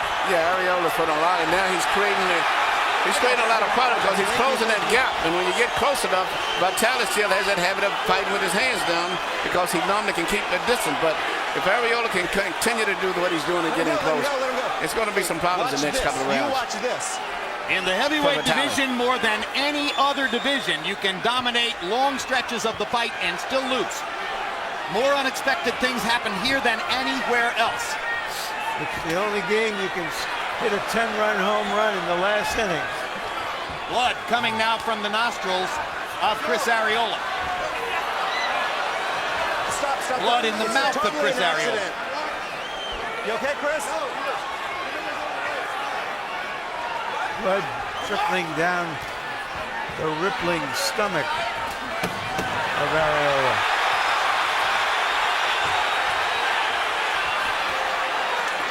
I got you. Wait. Time. Closest round of the fight.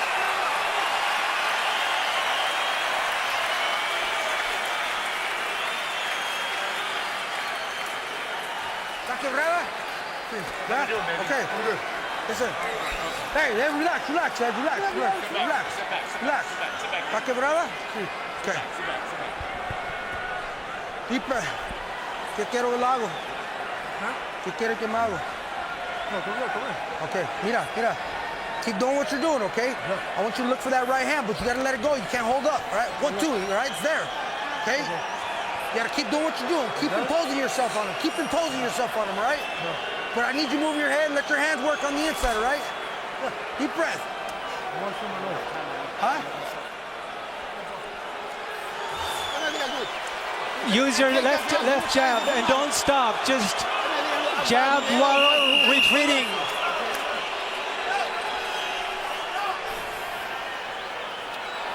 That last round produced the highest number of connected punches so far for Arreola, 13, and the lowest number connected for Klitschko, 20. Let's see if the fight is really getting closer. We'll learn more in this round for sure.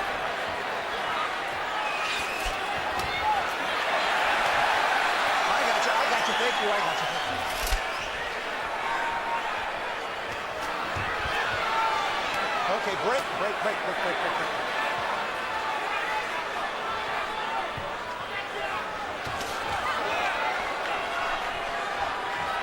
The fighter is 38 years old, as Vitali Klitschko is. There's always the chance that he goes off the diving board all at once. We've seen no sign of that tonight. Chris Arreola is 28 and still learning.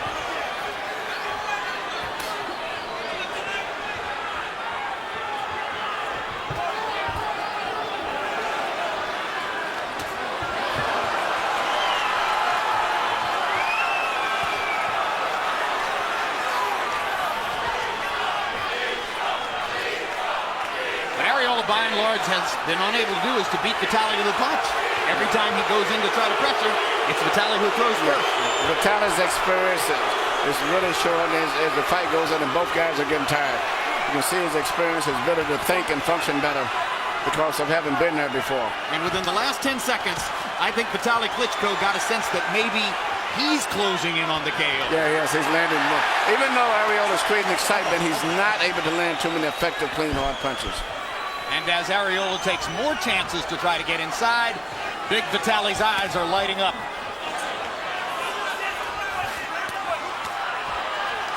Break. I got you. Thank you.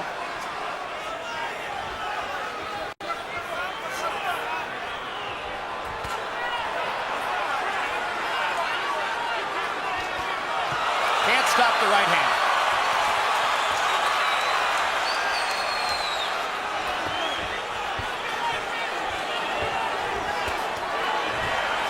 The fight is turning out as one-sided as the Mayweather-Marquez fight.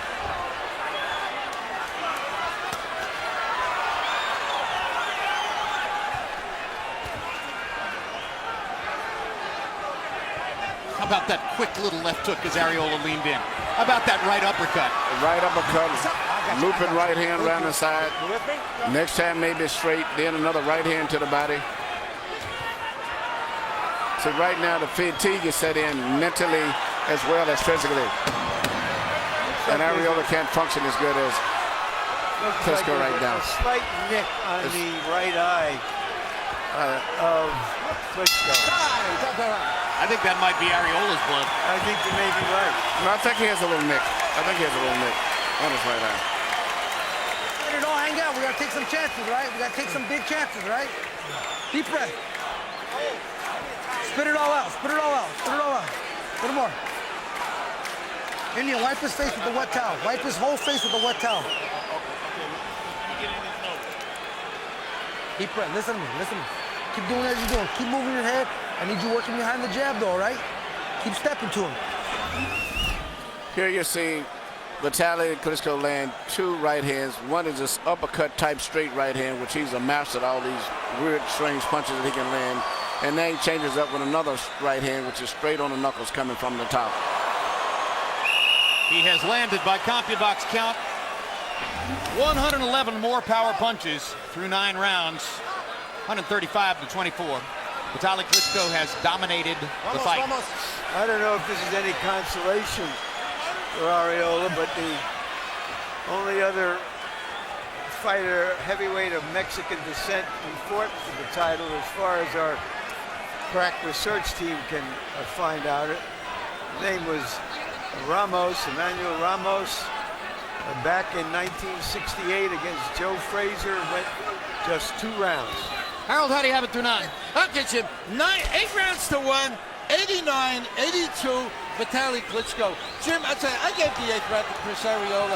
He got inside, he landed some nice shots, but around 9, I mean, Vitali beat him unmercifully, just like he's doing now with that left jab and the straight right hand and the right hand underneath. Vitali Klitschko winning this fight on clean, effective punching, good ring generalship, keeping him on the outside. 8-1, Vitali Klitschko. The ability to think is a big factor right now as I look going down the stretch. I just look at in the eyes of Vitali. He is able to think so much better than Arreola right now.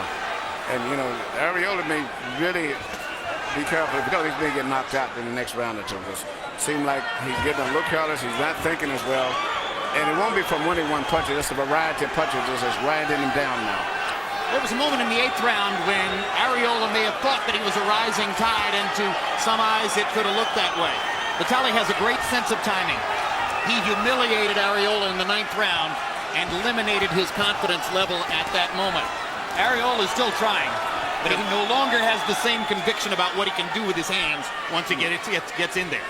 And you know, sometimes you see what a guy is going to punch like Vitali, you can't, because he does such a variety of punches, and when you're tired, your mind is not thinking that good, and he throws a right hand to the body, a left hook. Next time, you know, a different type of right hand. He moves and pivots on his punches, where he's punching and moving away at the same time. It's just very difficult instead of being a straightforward type guy where you can clinch and tie him up. He doesn't do that. He's steadily moving and turning and twisting. Because Arreola's no shrinking violet. He's going past the 8th round of a fight for the very first time in his career, and he's still pressing the action, trying to get at Vitali Klitschko. He has been technically outcrafted in the fight.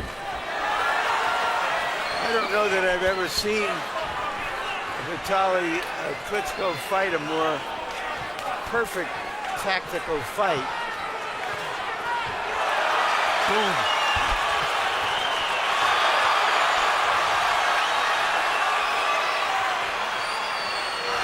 In the 8 fights which CompuBox has trapped Vitali Klitschko, he has landed more punches now in this fight than in any previous outing. And again, credit to Arreola. He's pressured Vitali all the way and made him throw a lot of punches. Too heavy a price trying to get inside on him.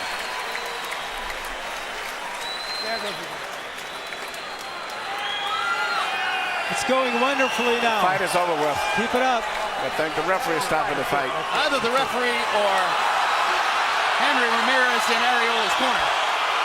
And I believe it might have been Henry Ramirez who simply didn't want to see his fighter go out and get battered around. I think it was a good call because it was just a matter of time. It was a downhill slide from the 9th round on. Yes, Arreola would have finished the fight if they allowed him to. But I think the referee made a correct decision. It didn't look like any way he could turn this around with a sudden shock.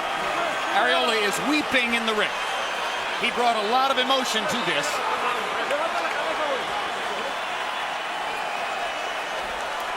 And I hope that the weeping is just disappointment and not embarrassment, because he made his mark as a competitor, if not as a boxer.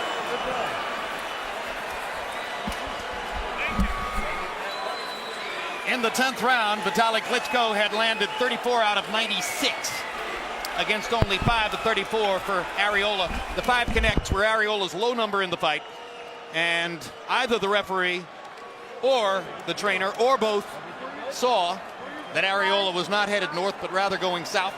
Why bother letting him take another 3 rounds of straight hard shots from Vitali Klitschko? And there's the Arreola family, and they are just as disappointed as their dad. But in every fight, there's got to be a winner and a loser, unless it's a draw. And Vitali Klitschko was a heavy favorite to win here tonight, and he showed you why. CompuBox numbers almost as one-sided as last week's numbers between Mayweather and Marquez. Vitali landing 215 more. Throwing 471 more punches. That's nearly 40 more punches per round that he threw. Vladimir looks relieved, and he's talking on the phone back to Germany right now. 38% Vitali Klitschko on overall punches to 26 for Arreola. Power shots. Well, Vitali landed 53%, and we have told you over and over and over, 99% of the time, if a guy has landed more than half his power shots, he has won the fight.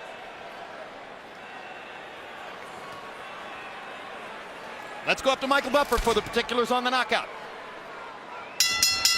Ladies and gentlemen, before we give the official time, a round of applause for the challenger who showed unbelievable courage, and he will be back as a force in the heavyweight division, Cristobal Arreola. Referee John Shirley steps in and calls a halt to the bout.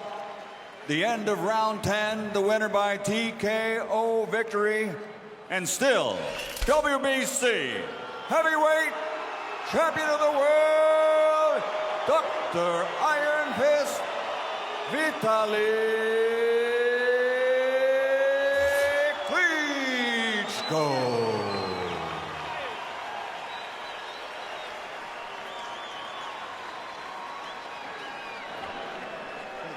Arreola severely disappointed, but nevertheless getting some love from the people in his corner. His promoter Dan Goosen there in the background chatting with Vladimir. After all the abuse that Dan has heaped verbally on Vladimir, you got to give Vladimir credit. Maybe he doesn't know what Dan says about him and he's back there chatting with him. And there's Dr. Iron Fist. Vladimir goes by Dr. Steel Hammer. Larry Merchant says he thinks it was Klitschko's most effective performance. Let's see what the winner thinks. Larry? Thank you, Jim. Congratulations, Vitali.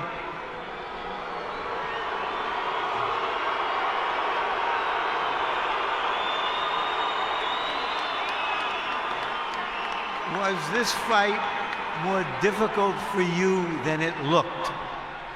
Larry, I'm sorry. First of all, I want to say thank you very much for Chris Arreola. He's very good, very tough fighter. He was real heavyweight champion in the world. He will be champion sometime. You said the other day that he has the qualities to be a champion, but right now, not right now. Was this as easy for you as it looked to us? It's never easy. We have to give the best. Chris Arreola have his chance. He have a great performance. I was very surprised. He has great chin, and actually after this right hook, it's many of my opponents go to the floor, but he still stay. Big respect. Did anything he hit with you get your attention, that he was a threat? I'm sorry? Did anything he landed on you suggest that this man still is a threat? I was very, very surprised. I have good movement, and all my left jab go to the air. I have very good prepare for the left jab.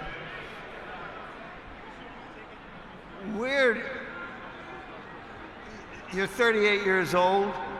Maybe you're only 34 because of all the years you took off. You looked as good as you've ever looked. Where do you go from here? Anyway, I am 38. I am not the youngest in the heavyweight division.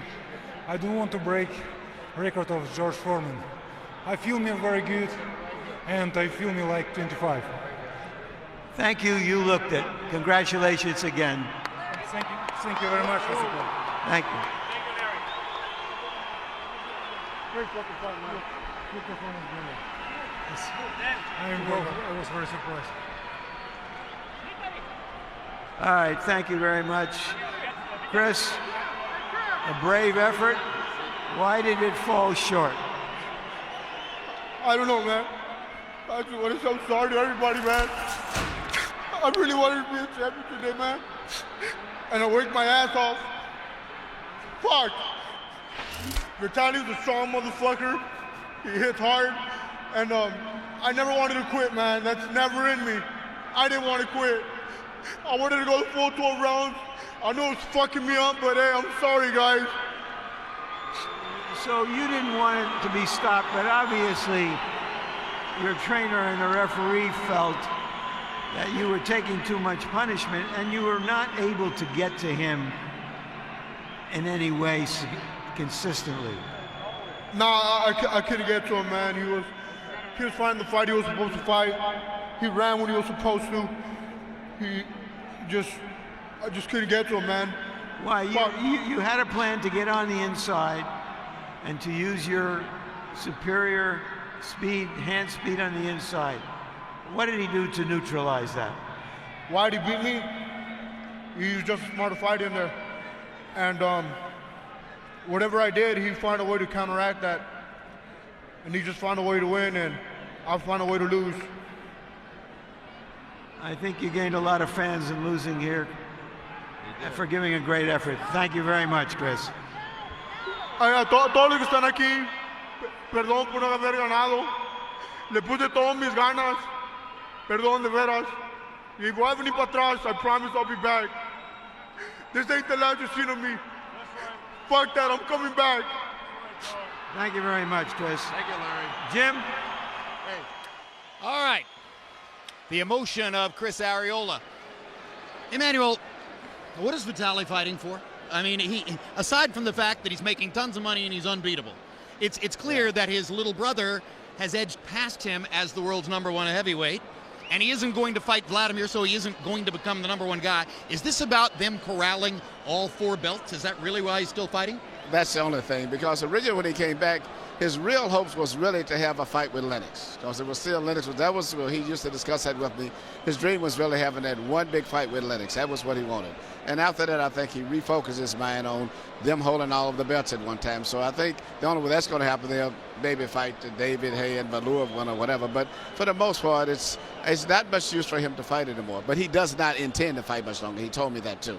Regardless of what he said about the George Foreman thing, he said he just wants 1 or 2 fights. He was hoping to get Lennox. If not, he would like to have one big fight. But he's on top of the world. If he stops right now, he'll be bigger and bigger each day as time goes on. If these 2 guys, either he or Vladimir, if they collect that 4th heavyweight belt, then does he go off into the twilight, run for mayor of Kiev again? I think it's very possible. You know, you can never tell. You know, it's I think knowing when to quit is a part of being a winner. That's just like when you're gambling. That's the trick. If Roy Jones had to quit after he won the heavyweight championship, he would have been on top of the world. But instead, he had to go for more. So I really would like to see him have one fight more quit. Otherwise, he may end up with him and his brother maybe fighting. And believe me, I've saw those 2. If they did ever fight, and I should say that it's going to be the most brutal heavyweight fight that is ever in history. I know the makeup of the both of them, and both of them fight where they don't want to lose. And that's why they had to actually quit sparring with each other, because they was beating each other up too much. And if Germany's economy doesn't collapse, one of the biggest money fights in history, too. Larry, you began the evening by saying that you thought Chris Arreola had a serious chance against Vitali Klitschko. In retrospect, was that wishful thinking? I was out not on a limb or even a twig, but on a leaf. And I think it crashed to the floor like a big old acorn. I didn't think that Vitali Klitschko could still put on that kind of a performance at his age and with some of the chronic injuries he had before. But also a thought that has occurred to me is, what would Americans really think of the Klitschkos if they came off a ranch in Texas, or a farm in Nebraska, or the mining area or a ski of mountain in Montana, Pennsylvania? anywhere in the United States? Yeah. How would we look at them? Would we worry about their styles? Would we think they're heroic? Now, of course, we did adopt Manny Pacquiao, who's a fireball, and maybe that's easier in a not American fighter to adopt. As for Arreola, everyone was hoping or thinking maybe this is the American heavyweight who could be a defibrillator, get the heart pumping again. He did give a hell of a good effort. He was just in with a better and a bigger man. Indeed. And as my own final comment on all this, what a night. Great interview with Floyd Mayweather. Fun to talk to him after his giant victory over Juan Manuel Marquez. All the enthusiasm here in Staples Center. Another return to the heavyweight division and that continuing discussion. Memo to any heavyweight fighter from any culture, the United States or elsewhere, who wants to beat a Klitschko, either Klitschko. These are 365-day-a-year guys. They don't take a single day off from their dedication to the craft of boxing and to the conditioning necessary to be at their best every time they go into the ring. Somebody who thinks that he can take 10 days off to have fun, party, drink, and then come back to the gym and get on the same page is not going to beat a Klitschko. It's as simple as that. Thanks very much for being with us. And we're looking forward to having with you again. If you missed any part of tonight's telecast, you can catch it in its entirety on HBO tomorrow morning at 8:45 a.m. or Monday night at 11 p.m. Klitschko versus Arreola will also re-air on HBO 2 tomorrow afternoon at 4:30 p.m. and Tuesday late night at midnight. October 24, it's the return of our Emmy Award-winning series 24/7. Step inside the lives of superstars Manny Pacquiao and Miguel Cotto as they prepare for their November 14 mega fight. Next on HBO, stay tuned for Wanted. And now for our entire HBO crew, I'm Jim Lampley, saying good night from Staples